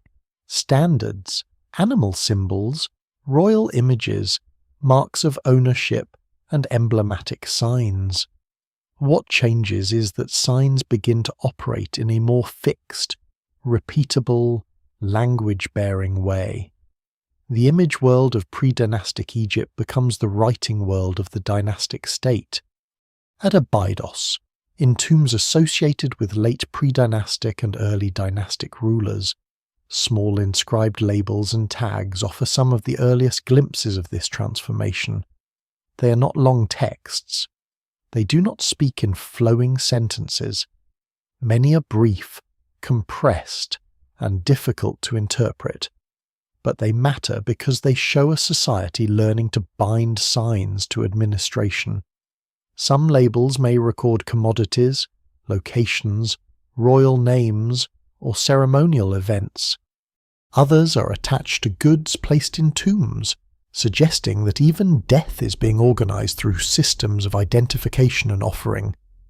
The king's burial is not only a sacred event, it is an administrative project involving objects from many places, each carrying traces of origin, ownership, and meaning. Seals are equally important. A cylinder seal or stamp pressed into clay can close a container, secure a door, mark a package, or identify an official authority. When the clay dries, it becomes a small witness. If the seal is broken, someone knows. If the impression appears repeatedly, authority becomes recognizable. This is a profound shift in power. The king does not have to be present at every storehouse or every shipment. His officials, signs, and seals extend him. In this sense, early writing is not merely communication, it is remote control. It allows an institution to act across space and time. The king's name itself becomes one of the most important written forms, enclosed in the Serach, beneath the falcon of Horus. The royal name is more than personal identification. It is a political symbol. It combines palace, god, ruler, and authority into a compact visual statement. When that name appears on jars, labels, ceilings, or monuments, it marks the reach of the king's system. A name can travel where the king's body cannot. It can be buried, stored, traded, carried, and impressed into clay. In a world still learning bureaucracy, the royal name is one of the first great administrative tools. There is a lesser-known intimacy in these early signs. Later hieroglyphic writing becomes formal, monumental, and often highly polished. But the earliest inscriptions can feel experimental. Signs vary. Arrangements are not always standardized. Some marks hover between picture, emblem, ownership mark, and writing. This gives early Egyptian writing a living, uncertain quality. It is not born complete. It is tested on objects that move through real hands, a scribe or administrator, perhaps not yet called by the later title of scribe in the fully developed sense. Scratches, paints, ties, seals, and marks. Each act helps turn symbolic habit into system. Writing also changes the relationship between the living and the dead. In earlier graves, identity is suggested by body position, ornaments, offerings, and placement. With writing, identity can be named. A person, a king, an estate, or a commodity can be fixed in signs. This is one of the deepest Egyptian developments. To write something is to give it durability. Later, Egyptians will believe with enormous seriousness that names must survive. To erase a name is to attack memory itself. That fully developed idea belongs to later centuries, but its roots are visible early. Once names can be written, memory becomes material in a new way. Administration may sound dry, but in early Egypt it is one of the engines of imagination. Counting grain, sealing jars, naming estates, identifying officials, and recording offerings all help create the idea that the world can be ordered through signs. This aligns perfectly with the broader Egyptian obsession with order. The river rises and falls, fields appear and disappear beneath water, people are born and die, goods move, decay, and are consumed. But signs impose pattern. They say what belongs to whom, they say what has been given, they say what is owed, they say whose authority stands behind the object. Writing becomes a way of resisting confusion. It also creates specialists. Not everyone can read or produce these signs. As writing becomes more important, the people who control it gain power. Scribes and administrators will later become one of the great pillars of Egyptian society. But the roots begin here. In the early states need to manage complexity. A ruler can command labor, but someone must record deliveries. A storehouse can hold grain, but someone must identify quantities and ownership. A tomb can receive offerings, but someone must organize what arrives. The person who understands signs stands at the meeting point between physical goods and institutional memory. That is a powerful place to stand. The development of writing also helps explain why Egypt becomes so culturally stable. Once signs, titles, royal names, administrative formulas, and religious concepts can be recorded, they can be repeated. Repetition gives authority a long life. A crown, a title, a palace facade, a falcon, a name, a seal, a list of offerings, these can outlast the individual who first used them. Each generation inherits not just stories but formats. The state becomes easier to reproduce because its language of power already exists. Later Egyptian civilization will become famous for continuity, but continuity needs tools. Writing is one of the most important. Yet it would be wrong to imagine that writing instantly reaches every village or transforms every life at once. Most people in early Egypt likely remain outside literacy. Farmers, fishers, herders, craft workers, and boatmen live in a world where spoken language, memory, gesture, custom, and local authority still dominate daily experience. Writing begins near power royal tombs, elite goods, administrative centers, controlled shipments, and ceremonial contexts. It is not democratic. It is institutional. It belongs first to the machinery of rule. Only gradually does it expand into the vast cultural system that later fills Egypt with texts.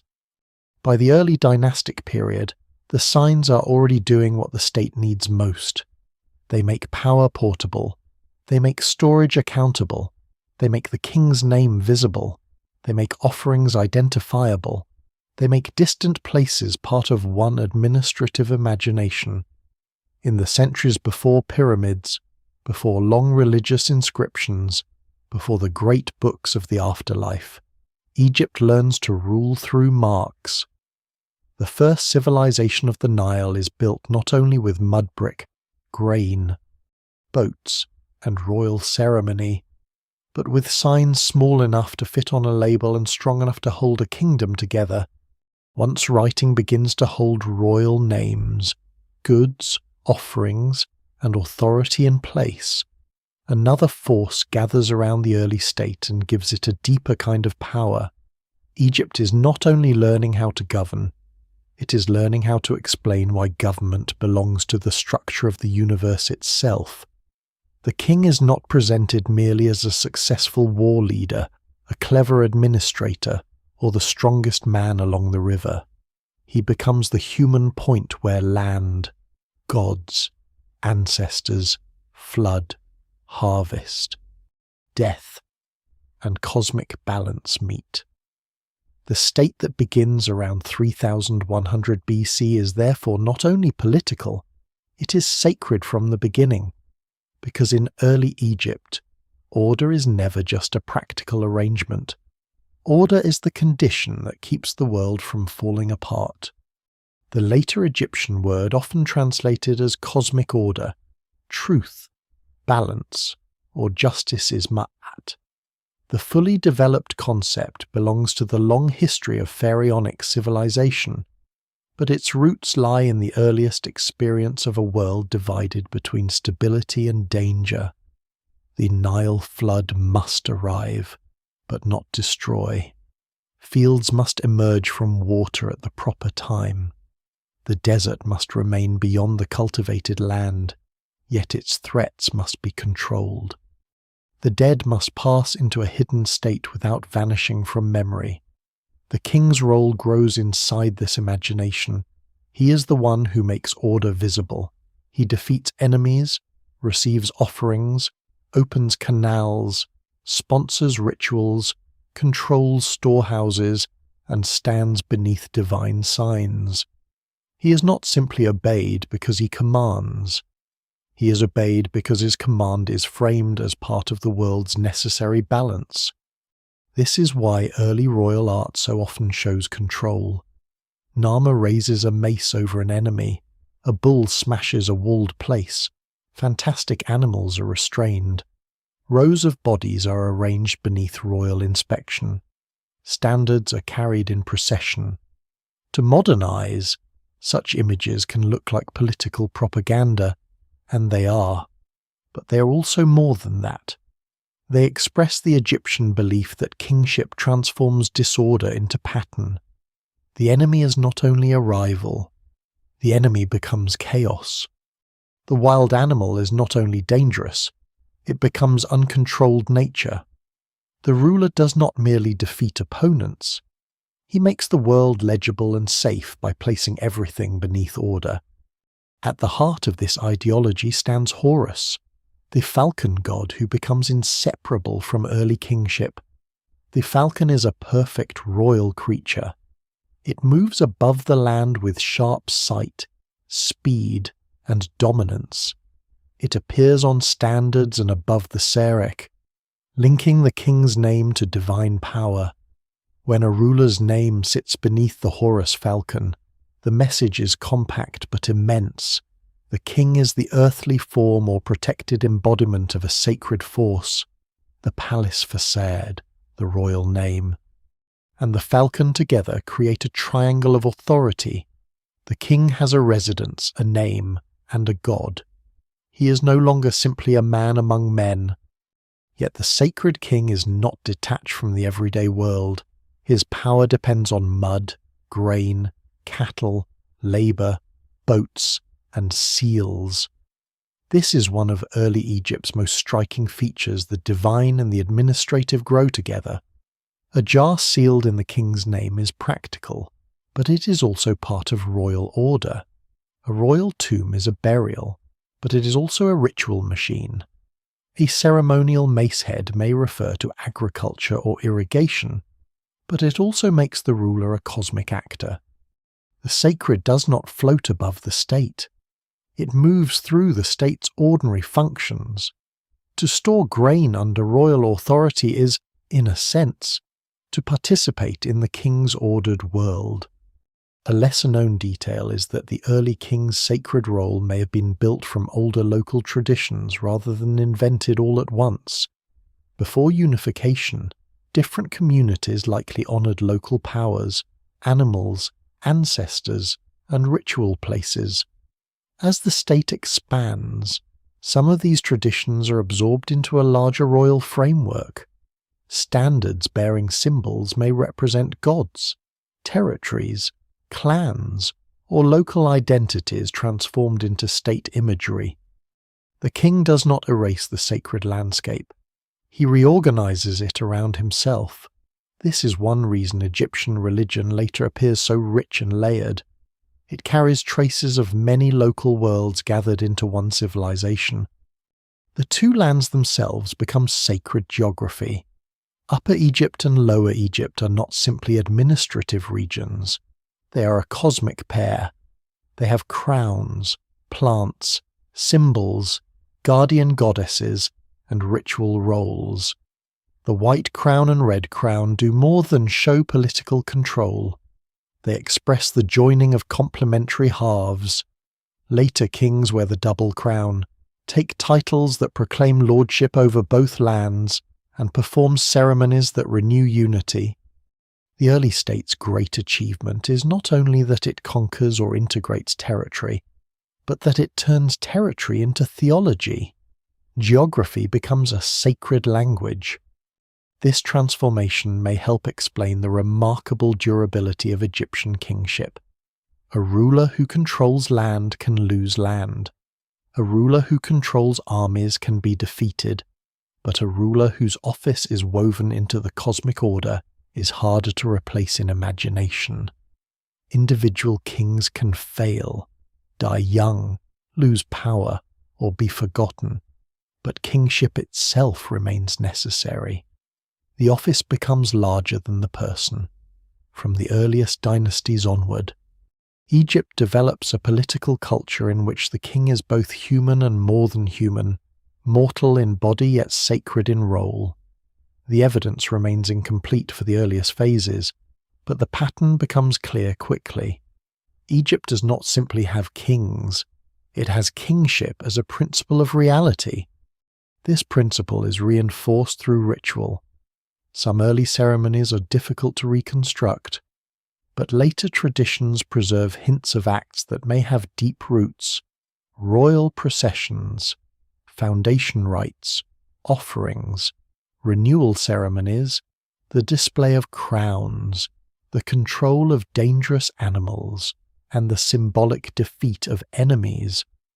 Ritual allows power to be repeated. A battle can happen once, but a ritual victory can happen forever. Each performance says again that the king has mastered chaos. Each offering says again that the gods and ancestors are fed. Each crown ceremony says again that the two lands are joined.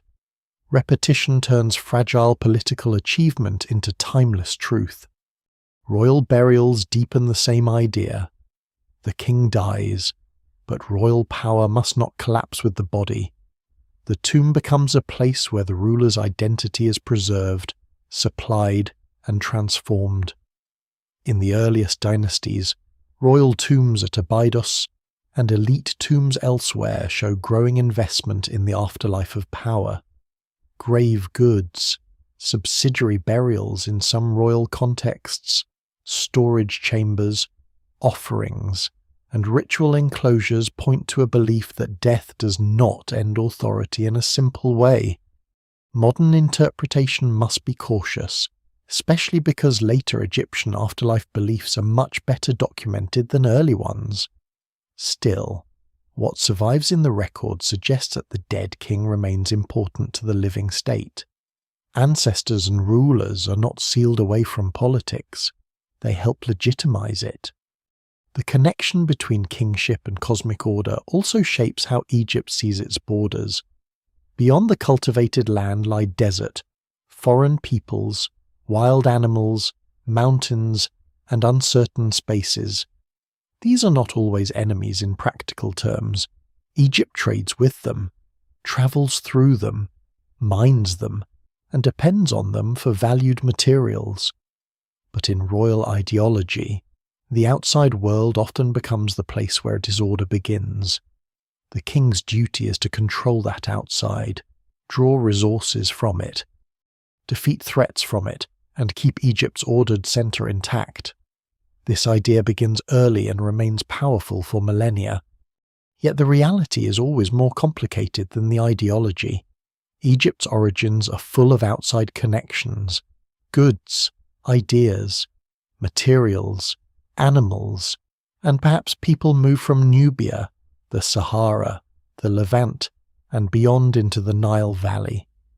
The state that presents itself as the defender of order against the outside is partly made from outside exchange. This is not a contradiction so much as a human pattern.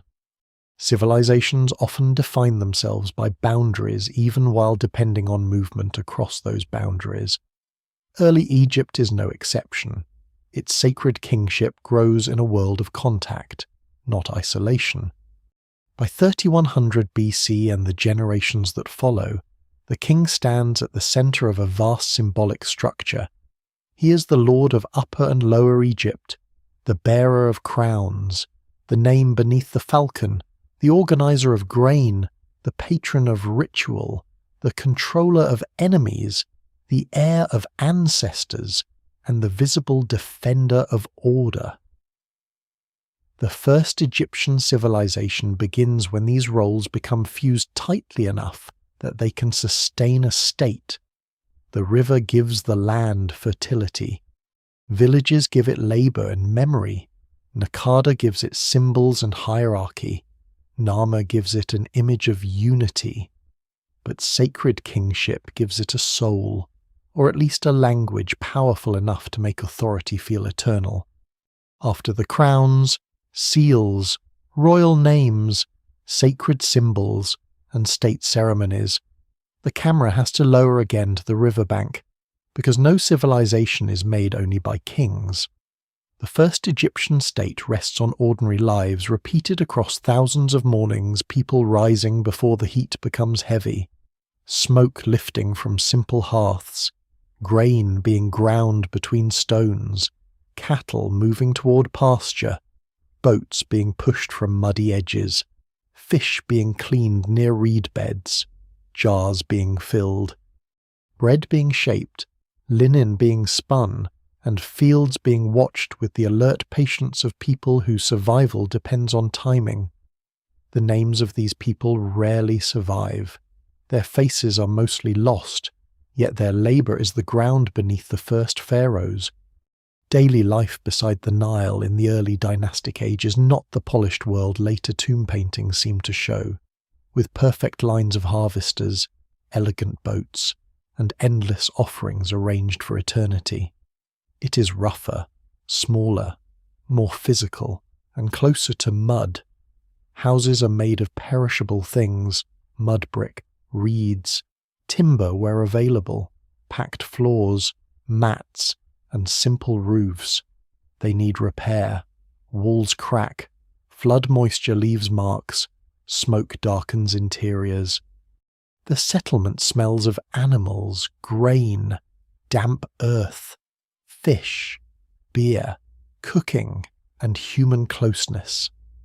In the dry imagination of later monuments, Egypt can appear almost timeless and clean. But the first civilization begins in places where dust sticks to sweat and the river leaves mud on everything it touches. Food is the first great rhythm. Emmer wheat and barley are central, turned into bread and beer, the two staples that later become almost the heartbeat of Egyptian economy. Grain must be planted after the flood withdraws, tended, harvested, threshed, stored. ground, baked, brewed, measured, and sometimes surrendered to officials. A loaf of bread may look humble, but it contains the entire system: flood, field, labour, storage, grinding stone, fuel, oven, household, and authority, beer. Thick and nourishing compared with modern expectations, is not only a drink but a food, a ration, a social bond, and likely part of ritual life. The state can command people more effectively when it can feed them, and in early Egypt, feeding begins with grain. Yet the Nile diet is broader than fields. Fish are everywhere in the logic of the river: nets, hooks, baskets, traps, and spears connect people to channels and marshes. Water birds provide meat, eggs, feathers, and imagery. Cattle, sheep, goats, and pigs contribute meat, milk, hides, labour, and status. Though access differs by household and region, legumes, fruits, wild plants, and gathered foods add variety where available. What survives in the record suggests a mixed and flexible food world. Not a simple picture of farmers eating only grain. The early Egyptians are river people as much as field people. They understand wetlands, animal movement, flood recession, and the small opportunities that appear at the edge of cultivation.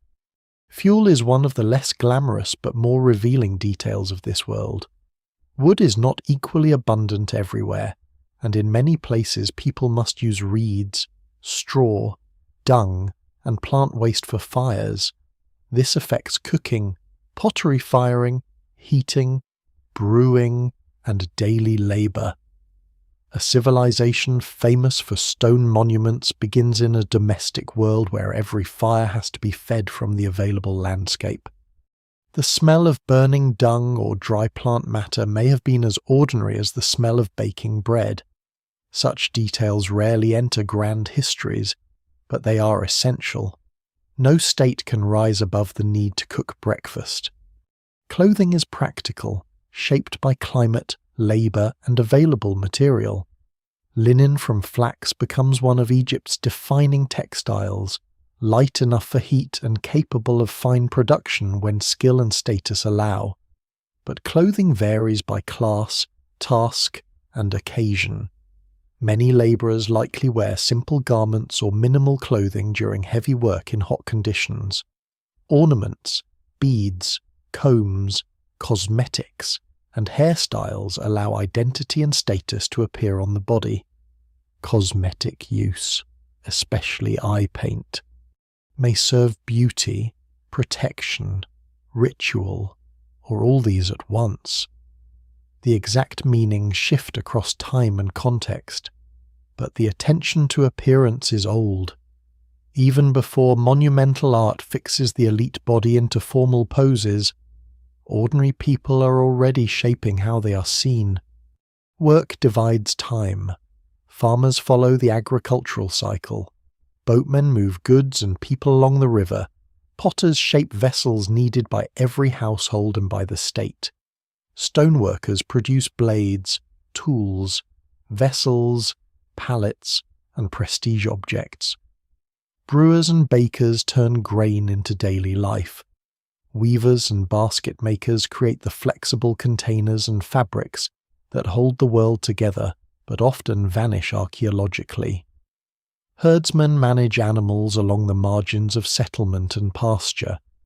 Fishers know channels others may ignore. Officials and seal-bearers stand between local production and royal demand. The society is not yet as elaborately documented as later Egypt, but specialization is already real, and with specialization comes dependence. The state's presence in ordinary life is probably uneven. In some places, royal authority may be highly visible through officials, storage, seals, labour organisation, and elite estates.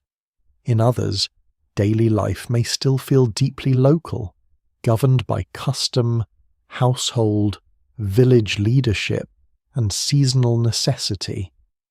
scholars still debate how deeply centralized control reached into every community during the earliest dynasties. It is unlikely that the first state instantly transforms all local life into a perfectly managed machine. But the signs of state power are spreading. A portion of a harvest may be claimed, labor may be summoned, goods may be marked, local elites may attach themselves to royal networks. The king's world enters the village not as an abstract idea, but as an official asking for grain, labor, animals, or craft. Family life is harder to reconstruct because archaeology preserves objects more readily than affection, routine, and spoken memory. Adults work within households that combine production, storage, cooking, childcare, and craft. Children, when they appear in the historical imagination, should be pictured within protective family and community settings, learning gradually through observation, play, and small tasks appropriate to age, not as figures in the harsh dramas that royal art reserves for enemies and disorder. Most of what matters in a household never becomes inscription. Care, fatigue, skill, irritation, tenderness, hunger, and pride pass through time without names. The record is incomplete, but the existence of settlements, burials, domestic tools, and food remains points toward communities sustained by shared daily care as much as by royal command. Health is also part of the story. The Nile gives life, but it can also carry disease, close settlement, animals, water, parasites, hard labor, dental wear from gritty bread, injuries from work, and nutritional stress all shape bodies. Later Egyptian mummies and skeletons show many traces of the costs of life in the Nile Valley, and while the evidence varies across period and place, early communities likely faced their own burdens. The first Egyptian civilization is not built by people living in effortless abundance. It is built by bodies worn down by grinding grain, carrying loads, working fields, rowing boats, shaping stone, and enduring heat. The grandeur of later Egypt rests on human backs. There is a surprising intimacy in the tools of this life. A grinding stone worn smooth by years of use, a pot repaired rather than discarded, a bead drilled with patient skill, a fishhook shaped for repeated need, a mud brick wall built by hand and sun. These objects do not shout like royal palettes, but they speak steadily. They show a civilization becoming durable through repetition. Every day, people remake Egypt in practical acts. They do not need to think of themselves as participants in a world historical origin. They are feeding families, honoring the dead, meeting obligations, and surviving the season. History later calls this the birth of one of humanity's great civilizations. For them, it is the next flood, the next field, the next jar, the next loaf. Religion enters ordinary life in ways that are difficult to separate from custom. The great state gods are still forming into the systems later known from temples and texts. But local beliefs, household practices, burial offerings, animal symbolism, and reverence for ancestors likely shape daily imagination. A person does not need a monumental temple to live in a sacred world. The rivers rise, the deserts silence, the dead in their dry graves, the sun's path, dangerous animals, fertility. Birth, illness, harvest, and storm all create a landscape full of meaning. The evidence remains incomplete, but it is unlikely that early Egyptians saw a sharp division between practical life and sacred life. Planting, brewing, burying, sealing, ruling, and remembering all exist within the same ordered world. By looking at daily life, the origin of Egypt becomes less sudden and more astonishing. A king may unite the two lands in image and ideology, but the civilization endures because ordinary people make unity usable. They grow the grain that fills royal storehouses. They build the boats that carry officials. They fire the pots that hold oil, beer, and offerings. They raise the cattle that symbolize wealth. They cut the reeds, shape the bricks, weave the mats, and bury the dead with care. The first Egyptian state is not floating above them. It is made from their work, and it reaches back into their lives with demands.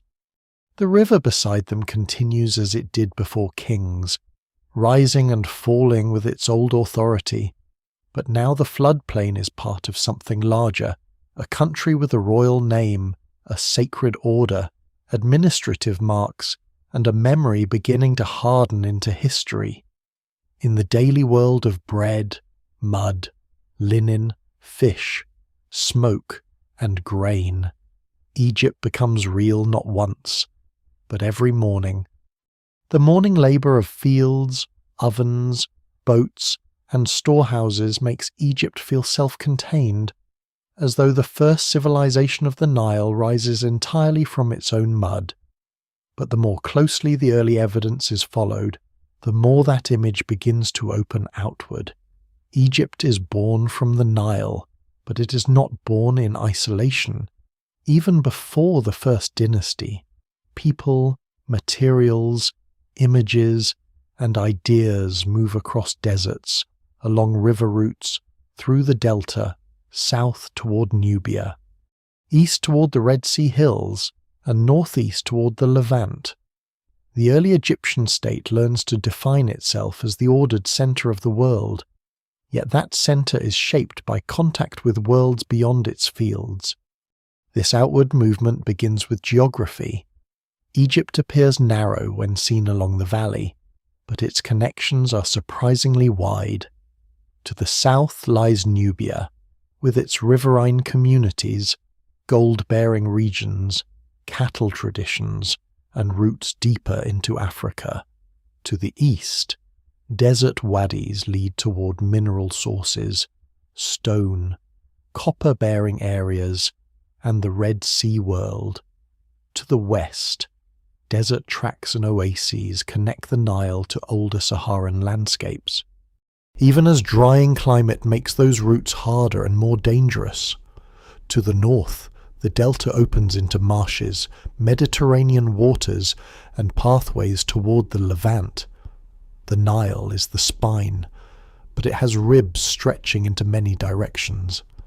Trade in this early age should not be imagined as neat commerce in the later market sense. There are no coin-based transactions, no merchant manuals, no long-written contracts surviving from the beginning of the first dynasty.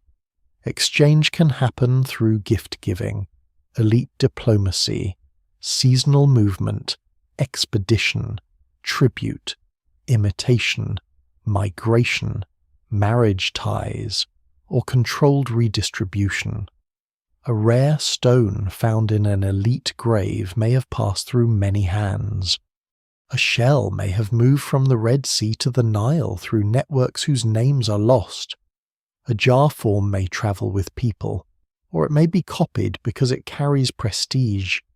The evidence remains incomplete, and every object has its own possible journey. But the journeys are real. Nubia is one of the most important horizons. The southern Nile does not end at the political boundary of early Egypt. It continues into regions with their own communities, resources, and traditions. Contacts between Upper Egypt and Nubia predate unification, and they are often visible in goods, burial practices, and the movement of materials. Gold, ivory, exotic animal products, stone, and cattle wealth all help make the south desirable to emerging Egyptian elites. But Nubia is not merely a storehouse waiting for Egyptian extraction. It is a human landscape with its own agency. Early interactions likely include trade, competition, cultural exchange, and at times conflict or pressure. Later Egyptian ideology often portrays southern lands through the lens of royal domination, but the origins are more complex. The eastern desert is another world of opportunity and risk. Its mountains and wadis hold minerals, stones, and roots that matter deeply to a society increasingly hungry for prestige materials. Hard stones used for vessels, pigments, ores, and decorative materials can come from desert sources. Expeditions into such landscapes require planning, water knowledge, transport, protection, and labor. Desert travel is not casual. It demands guides, timing, and local knowledge. A king or elite who can organize such movement demonstrates power beyond the floodplain. To command the desert is to extend authority into the Red Land, the space later associated with danger, foreignness, and wild forces. The state's reach grows by turning difficult landscapes into sources of value. To the northeast, contact with the Levant becomes especially important. Before and around the time of unification, Egyptian elites show interest in goods such as wine, oils, resins, timber, and crafted objects from or through Southwest Asia. Some foreign-style vessels appear in Egyptian contexts, and Egyptian objects appear beyond Egypt. The exact mechanisms are debated. Some contacts may involve direct Egyptian presence in southern Levantine sites. Others may involve intermediary networks moving goods through the delta. It is unlikely that all exchange followed one pattern. What matters is that early Egypt is already looking beyond the river valley for materials that help elite culture define itself.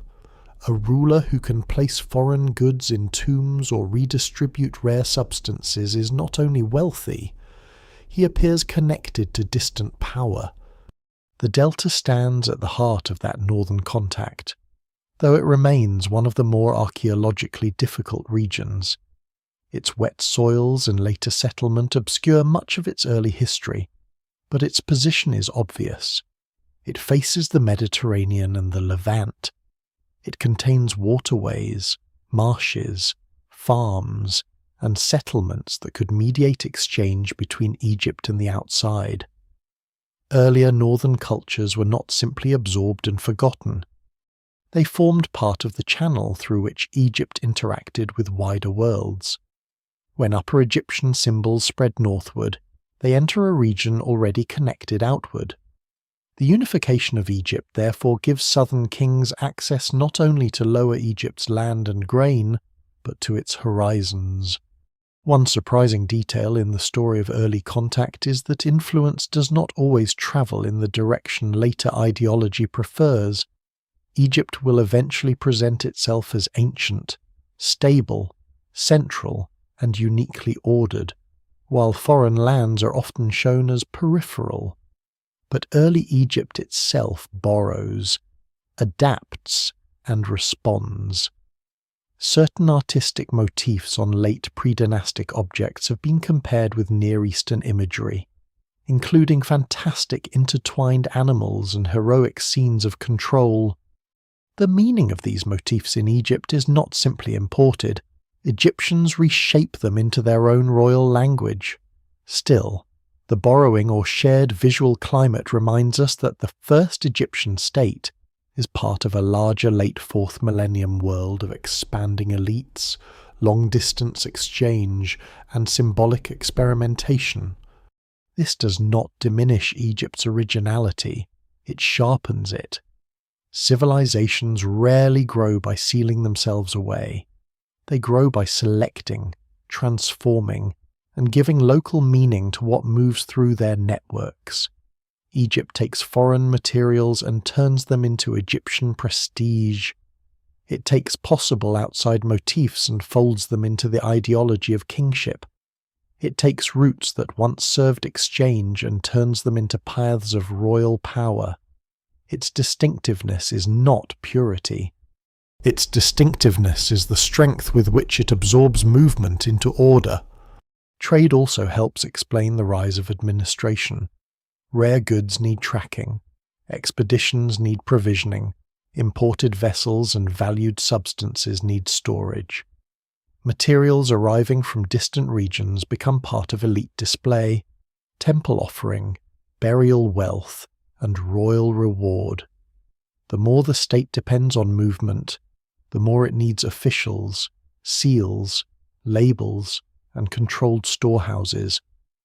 The same writing that identifies goods from estates can also help manage objects from beyond the valley.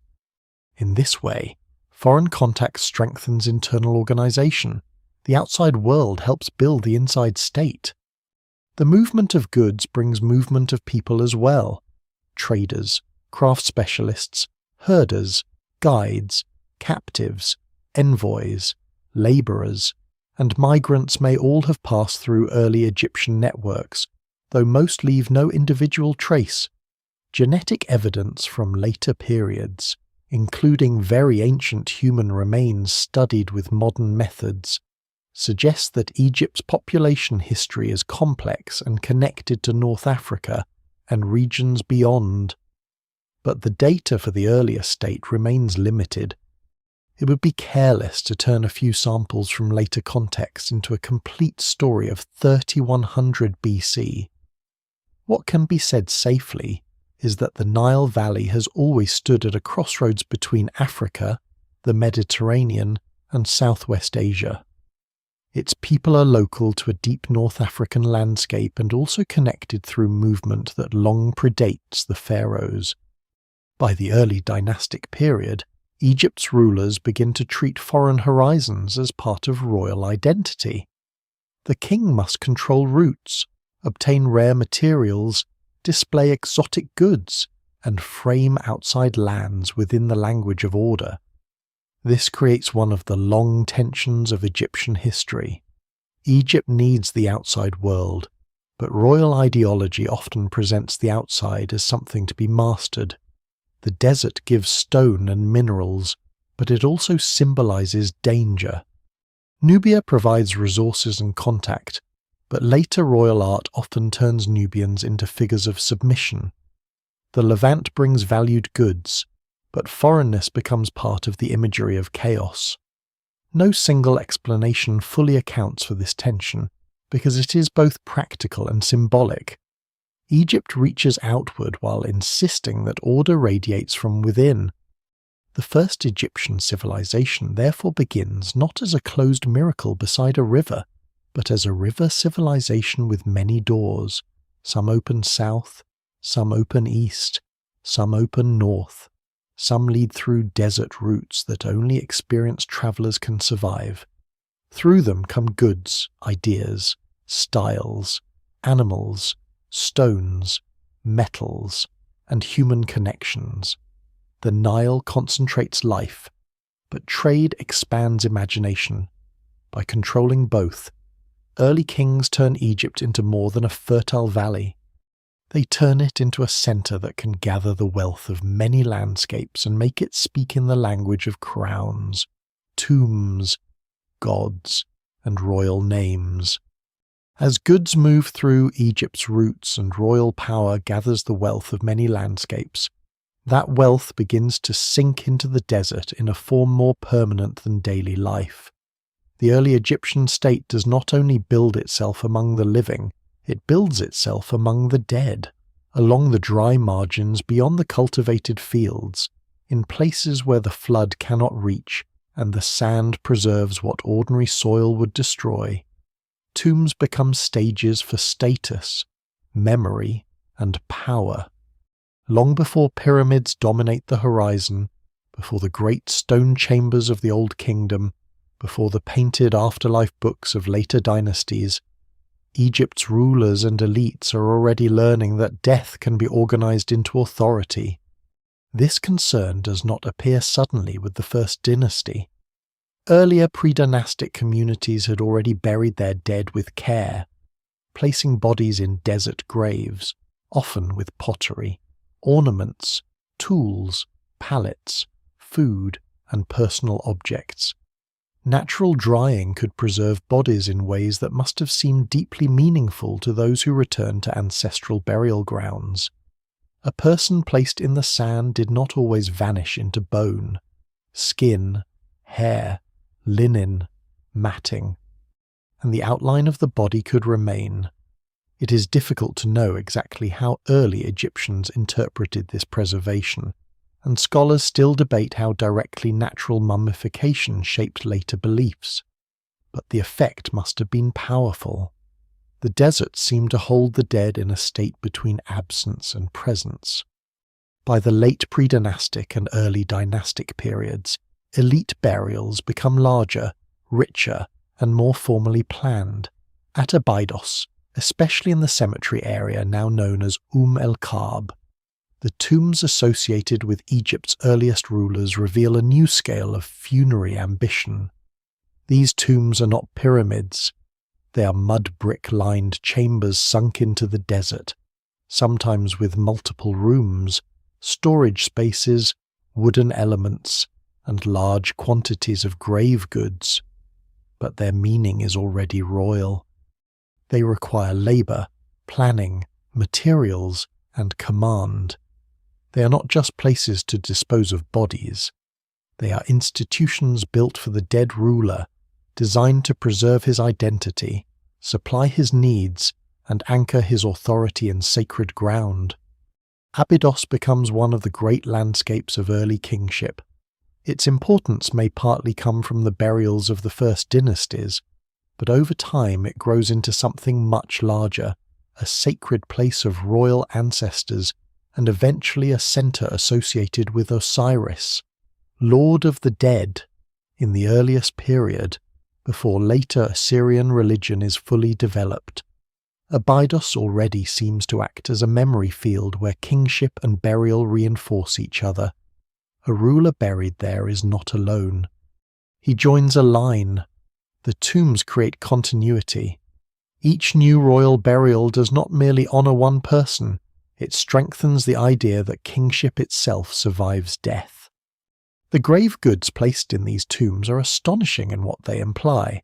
Pottery vessels, stone jars, food offerings, tools, furniture, ornaments, imported materials, labels, and sealed containers suggest that the dead ruler is provided with a complete world in miniature. Some goods may represent practical afterlife needs, others display wealth, reach, and administrative power. A jar from a distant region or a fine stone vessel made by skilled hands tells a story about the living state that placed it there. The king's tomb becomes a gathering point for the resources of Egypt and beyond. Even in death, the ruler commands movement.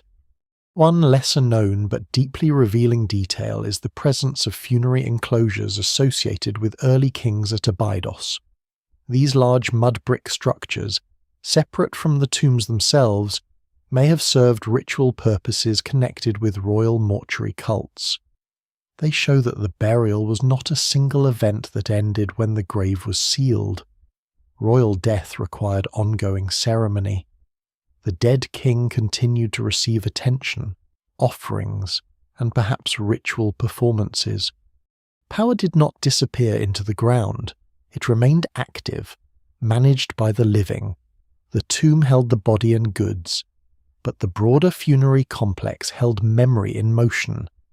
At the same time, elite tombs in the Memphite region, especially around Sahara, show another side of early dynastic power.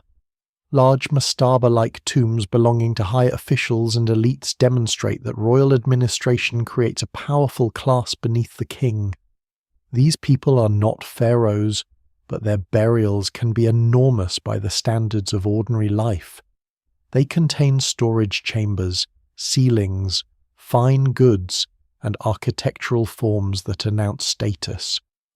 Their tombs show that service to the state can become a pathway to enduring prestige. A person who helps administer royal power can, in death, imitate some of its permanence. This spread of elite tomb building reveals how deeply burial and hierarchy are connected. In ordinary life, Status may be visible through clothing, food, house size, access to goods, or closeness to authority. In death, it can be fixed and magnified. A tomb outlasts the moment. A grave good remains when a feast is gone. A mud brick facade, a sealed jar, an ivory label, a stone vessel, or a carved object can continue speaking long after the people who understood every detail of its meaning have disappeared. The dead become part of the social landscape. They occupy space, memory, and resources. Ancestors become durable. Yet the funerary world also raises uncomfortable questions. Some early royal tomb complexes have evidence associated with subsidiary burials, where additional people were interred near or around royal tombs. Interpretations have changed over time, and the details differ by ruler and context. Many scholars have discussed whether these burials reflect retainers who were killed to accompany the king, people who died at different times and were buried in association with him, or more complex ritual practices not fully recoverable from the evidence. The subject must be handled carefully because the evidence remains incomplete and ethically heavy. What can be said is that early kingship demanded extraordinary claims over human lives, labour, and memory. By later periods, such practices disappear, replaced by symbolic substitutes and other funerary forms. That change itself suggests that early Egypt was still experimenting with how royal power should continue after death. The development of tomb architecture also points toward the future. Mud brick mastabas, storage chambers, palace facade decoration, and ritual enclosures all prepare the way for later monumental building. The pyramid does not appear out of nothing in the Third Dynasty. It grows from centuries of funerary architecture, royal cult, administrative capacity, and the desire to make the king's death visible as eternal order. In the First Dynasty, the materials are humbler than later stone. But the ambition is already immense. The state is learning to turn burial into monument, and monument into political theology. The tomb also becomes a place where writing gains deeper force. Labels and seal impressions found in funerary contexts do not merely identify goods. They preserve royal names, officials, estates, and offerings. They link the tomb to administration. They show that the afterlife is supplied by the same system that governs the living country. The dead king's eternity depends on living officials, storage, transport, craft, and record-keeping. This is one of early Egypt's most important insights. Immortality requires bureaucracy. The sacred and the practical are again inseparable. For ordinary people, burial remains more modest, but the same broad concern with identity and provision continues. A simple grave with a pot or ornament is not the same as a royal tomb. Yet it belongs to a shared belief that the dead matter and that objects can accompany them meaningfully. Social inequality is visible, but so is cultural continuity.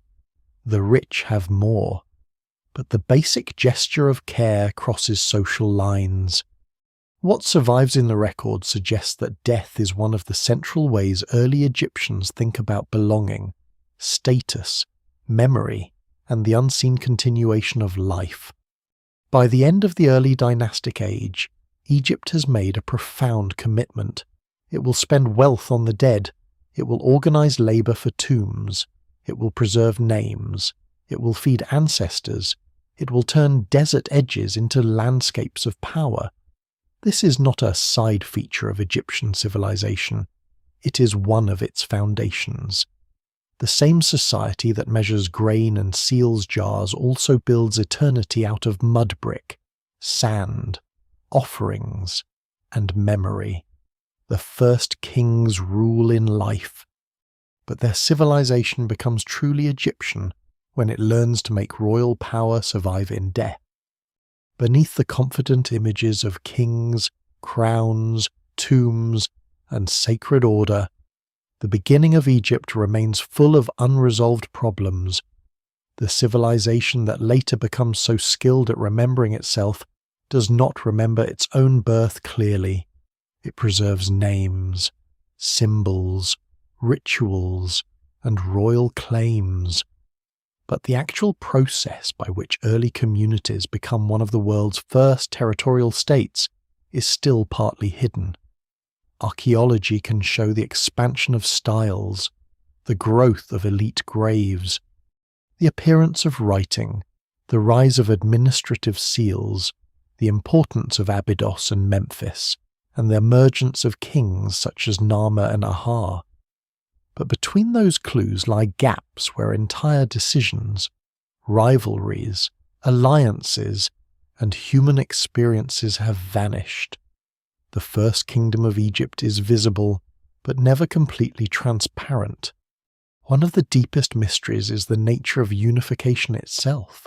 The traditional story is simple. Upper and Lower Egypt are joined under a first king, and the two lands become one. The symbols are powerful enough to make the story feel settled. Narmer wears both crowns. Enemies are subdued. The king stands above disorder. Later Egyptian kings repeat the language of duality for thousands of years, as though unity is the natural state of the world. Yet the archaeological record suggests something more complicated.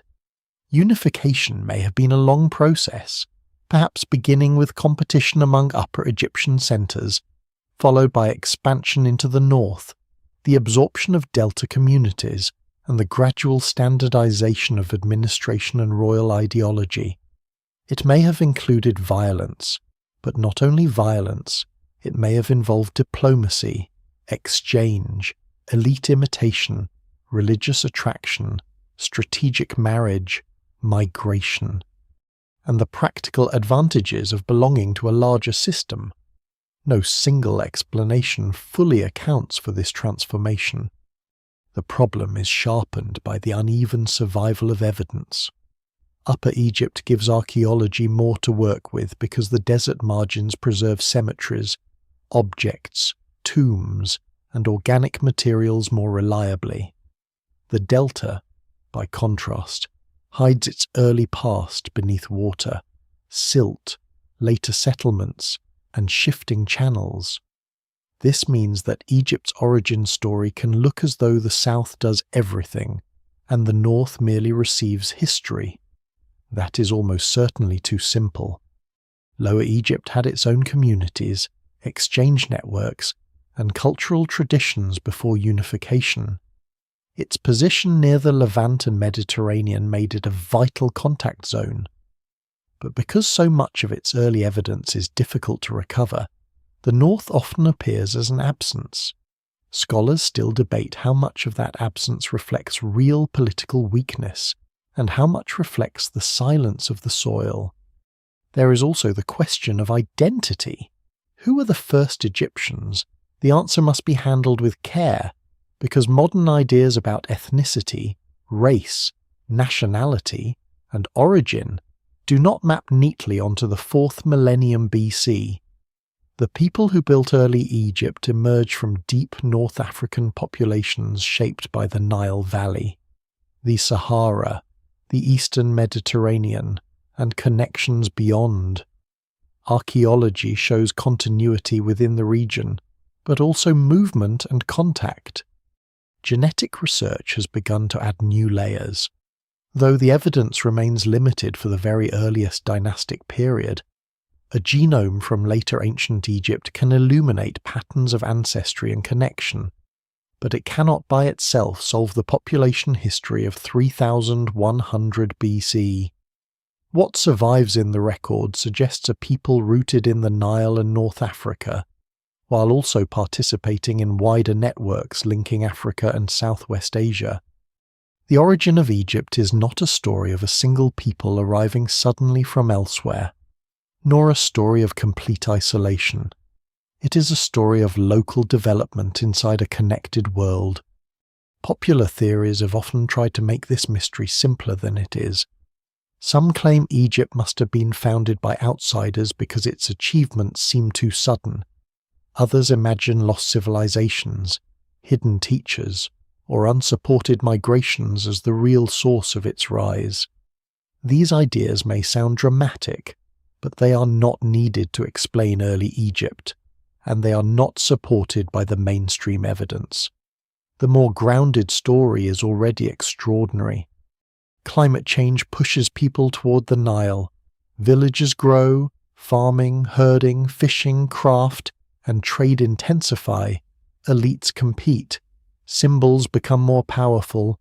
Writing emerges from administration. Kingship absorbs sacred meaning. The state forms across generations. There is no need to import fantasy when the real process is complex enough. Another unresolved problem is the speed of change. The archaeological record suggests that the Egyptian state forms rapidly in historical terms, especially when compared with the many millennia of human life that came before it. In only a few centuries, the Nile Valley moves from regional chiefdoms and competing centres toward a unified kingdom with writing, royal tombs, administration, and a sacred monarchy. But rapid does not mean sudden. The visible acceleration around 3100 BC rests on deeper developments stretching far back into the Predynastic period. The question is why those developments converge when they do. Was climate pressure the decisive trigger? Was competition among elites the main engine? Did trade routes create enough wealth to fuel hierarchy? Did religious ideology allow one ruler to absorb local loyalties? Did conflict between regions force centralization? The likely answer is that all these forces interacted, but the balance between them remains debated. Rock art and desert inscriptions add another layer to the puzzle. Panels from regions such as the West Bank of Aswan show figures, boats, animals, and possible scenes of authority that may belong to the world of emerging rulers. These images are difficult to date and interpret with certainty, but they suggest that kingship and political symbolism were not confined to tombs and ceremonial objects. They were also being marked into landscapes of movement, border, desert passage, and local memory. A ruler etched into stone far from a palace or cemetery implies that authority was being projected across routes and thresholds. The desert was not empty background. It was a political and symbolic canvas. This matters because early Egypt's borders were not just lines. They were zones of contact and anxiety. To the south, Nubia offered wealth, rivalry, and exchange. To the east, desert routes led to stone, minerals, and the Red Sea. To the north, the delta opened to foreign contact. To the west, the drying Sahara held older memories, oases, roots, and danger. The first kings had to manage not only the floodplain, but the edges of the world they claimed to order. Royal ideology later makes the king the defender of Egypt against chaos beyond the borders. But the earlier state is also born by using those borders. It mines them, travels them, trades through them, and absorbs their symbols. Violence remains one of the most difficult questions. Images of smiting, bound captives, defeated enemies, and trampled bodies appear in early royal art. But images are not neutral evidence. They exaggerate, compress, and ritualize power. They show how kings wanted domination to be imagined. Archaeological evidence can reveal conflict in some contexts, but it does not allow a simple reconstruction of a single war of unification. It is possible that violence played an important role, especially in the final consolidation of power. It is also possible that royal art turned smaller conflicts, raids, executions, or symbolic rituals into grand statements of cosmic victory. The evidence remains incomplete, and careful history must resist both extremes, pretending unification was peaceful or reducing it entirely to bloodshed. There are mysteries in the royal names themselves. Narmer, Aha, Jia, Jet, Den, and the rulers around them stand closer to history than the shadowy figures before them, yet even they are partly obscured. Later king lists preserve sequences, but they are separated from the events by long spans of time and shaped by later ideology. Early labels and inscriptions preserve names, but often without explanation. A royal name may survive while the person behind it remains unknowable. What did Narmer think he was doing? Did Aha see himself as founder, heir, conqueror, or restorer of order? How did local communities experience their rule? Did people in the Delta speak of unification as victory, submission, opportunity, or disruption? The sources do not tell us. The first kings are powerful in image and nearly silent in personality.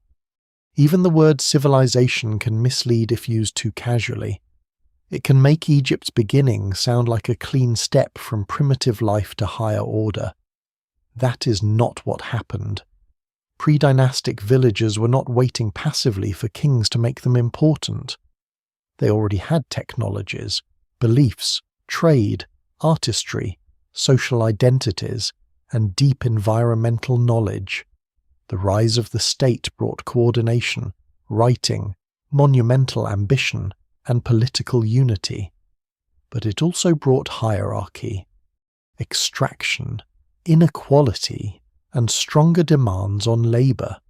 Civilization is not simply improvement, it is concentration of people, power, resources, memory, and obligation. Egypt's origins are magnificent, but they are also human and therefore complicated. By the time the early dynastic state stands firmly in place, many earlier possibilities have disappeared. Rival centers lose independence, local traditions are absorbed into royal forms, alternative memories fade. The official story becomes the story of kings. Archaeology tries to recover what that story leaves out, but it can only do so from broken pottery, buried graves, seal impressions, bones, seeds, rock images, and ruined architecture. The first Egyptian kingdom is therefore both one of the best preserved ancient beginnings and one of the most elusive. The desert keeps enough to astonish, but not enough to satisfy every question. And that uncertainty is part of the power of the story. Egypt begins not as a solved equation, but as a surviving trace of a transformation so deep that later generations could barely imagine life before it. The river, the drying Sahara, the villages, the Naqada elites, the proto-kings, the crowns, the labels, the tombs, the gods, and the first capital all point toward the same conclusion by around 3100 BC. Something unprecedented has happened in the Nile Valley. A land has learned to think of itself as one country, but the exact human path to that idea remains partly hidden beneath the mud, sand, and silence from which Egypt first rose. When the uncertainties are left in place, the achievement becomes more impressive, not less. Egypt does not begin as a perfect monument lowered from the sky into the Nile Valley. It begins as a difficult human answer to climate, water, distance, memory, labor, and belief. By around 3100 BC, the old ingredients have fused into something that earlier communities along the river could not have fully imagined: a unified kingdom with a sacred ruler, administrative signs, elite tombs, long-distance exchange, and a political idea strong enough to survive the deaths of individual kings. From that moment, Egypt begins doing one of the things it will do better than almost any ancient civilization. It begins remembering itself. This memory is not neutral.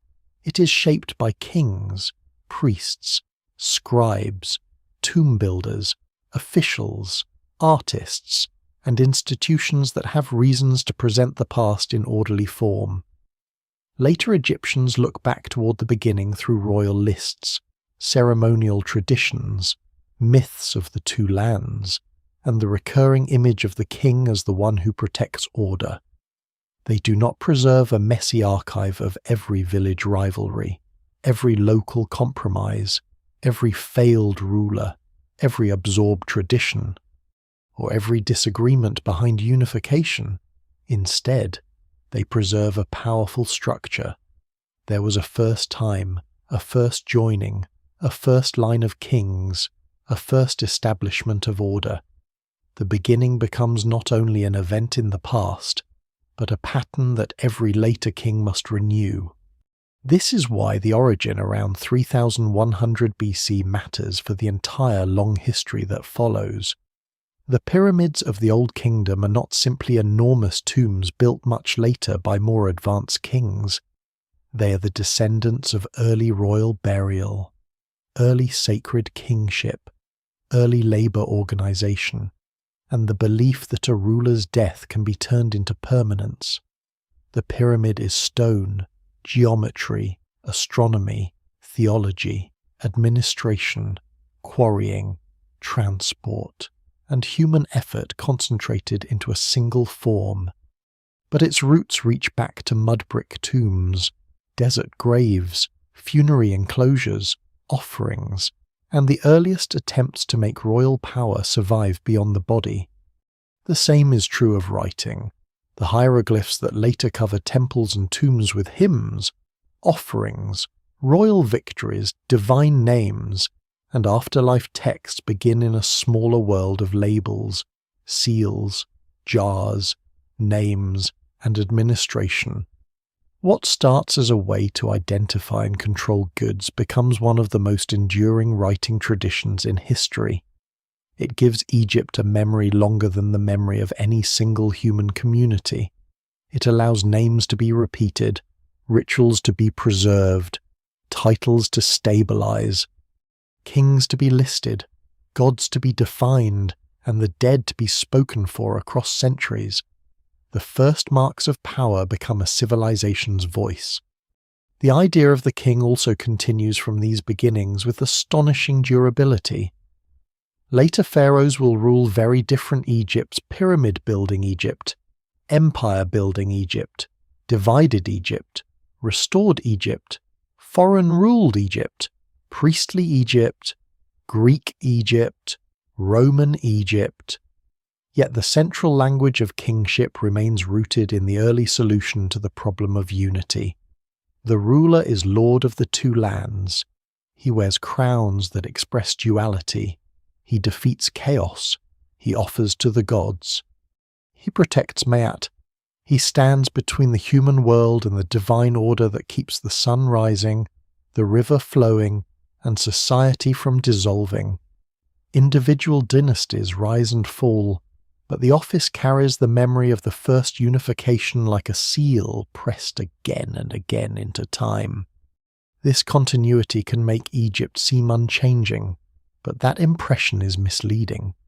Egyptian civilization changes constantly across its 3,000 years of pharaonic history. Capitals shift, gods rise in prominence and decline, foreign contacts intensify, art styles develop, political power fractures and reforms, languages change, burial customs transform, the pyramids give way to hidden royal tombs, local temples expand, empires reach into Nubia and the Levant, then contract. But beneath these changes lies a deep grammar first formed at the beginning: the river as axis, the desert as threshold, the king as order maker, the dead as present, writing as preservation, and the two lands as a sacred political body. One lesser-known legacy of the early period is the way it gives Egypt a habit of absorbing older things into newer forms without completely discarding them. Predynastic animal symbolism survives inside dynastic religion. Local cults become part of national theology. Practical storage and sealing become sacred administration. Burial in dry sand becomes the long development of mummification and tomb ritual. Village craft traditions become elite and royal arts. Desert routes become royal expedition paths. The state does not erase the past entirely. It reorganizes it, formalizes it, and makes it appear ancient even while it is still being invented. This is one reason ancient Egypt feels so deep. Its civilization does not constantly announce new beginnings. It presents itself as restoration, renewal, return to order. Even innovation is often dressed in the clothing of tradition. A later king building a temple or restoring a monument can claim to be returning the world to what it should always have been. This habit begins with the founding idea itself. The unification of Egypt becomes not merely a political success, but the restoration of proper order over disorder. From then on, legitimacy often means continuity with the first pattern. To rule well is to make the beginning happen again. Yet the origin story also leaves a quieter legacy in the ordinary people who remain mostly unseen. The farmers who learned the flood, the potters who shaped vessels before writing, the herders who moved along the desert edge, the fishers of the marshes, the craft workers of Naqada, the boatmen who connected communities, the mourners who placed offerings in early graves, the administrators who tied labels to jars, the workers who built tombs from mud brick. All of them become part of Egypt's foundation without entering the royal lists. The official memory belongs to kings, but the civilization belongs to countless unnamed lives. What survives in the record suggests that Egypt's greatness rests not only on its rulers, but on repeated acts of skill and endurance passed through generations. By the time later Egyptians look back, the world before the pharaohs has become almost unimaginable. The state is so old that it feels eternal. The crowns have always belonged together. The Nile has always been Egypt's spine. The desert has always guarded the dead. The king has always stood beneath divine signs. But archaeology reopens the earlier world and shows that everything had to be made. The two lands had to be joined. Writing had to be invented. Royal burial had to be developed. Sacred kingship had to be imagined. Administration had to be practiced. Egypt had to begin before it could remember itself as timeless. That is the lasting wonder of 3100 BC. It is not only a date near the start of the first dynasty, it is a threshold between ways of being human.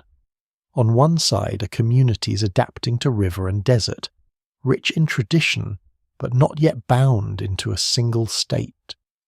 On the other side is a kingdom that will build monuments, preserve names, organize labor, speak through signs, and leave one of the longest cultural shadows in history. The beginning is still incomplete, still debated, still partly buried. But enough remains to see the shape of the transformation out of mud, flood, sand, cattle, grain, stone, craft, burial, and belief. Egypt creates a memory strong enough to last 5,000 years. And so the beginning of Egypt fades back into the landscape that made it possible. Not into silence, exactly, because the river is never silent. It moves softly past reeds and mudbanks, past fields that will be planted again, past desert cliffs glowing in the last light, past villages whose names are gone and graves whose owners can no longer be called back. The first kings have stepped into memory, but behind them stand older shadows, herders from a greener Sahara, farmers learning the patience of the flood, potters shaping clay beside small hearths, boatmen reading the current, mourners carrying offerings into the dry ground, and early administrators tying signs to jars without knowing they're helping invent one of history's most enduring voices. The Egypt that begins around 3100 BC is not yet the Egypt of colossal pyramids or golden masks. It is younger, rougher, closer to mud brick and reed smoke, still discovering how to make power last. Yet within it, the later civilization is already present in seed form: the sacred king, the two lands, the river as lifeline, the desert as guardian of the dead, writing as memory, tombs as promises, order as the fragile answer to a world that can flood, dry, divide, and forget. What remains most striking is not that Egypt became ancient. It is that Egypt began as something human, uncertain, and unfinished.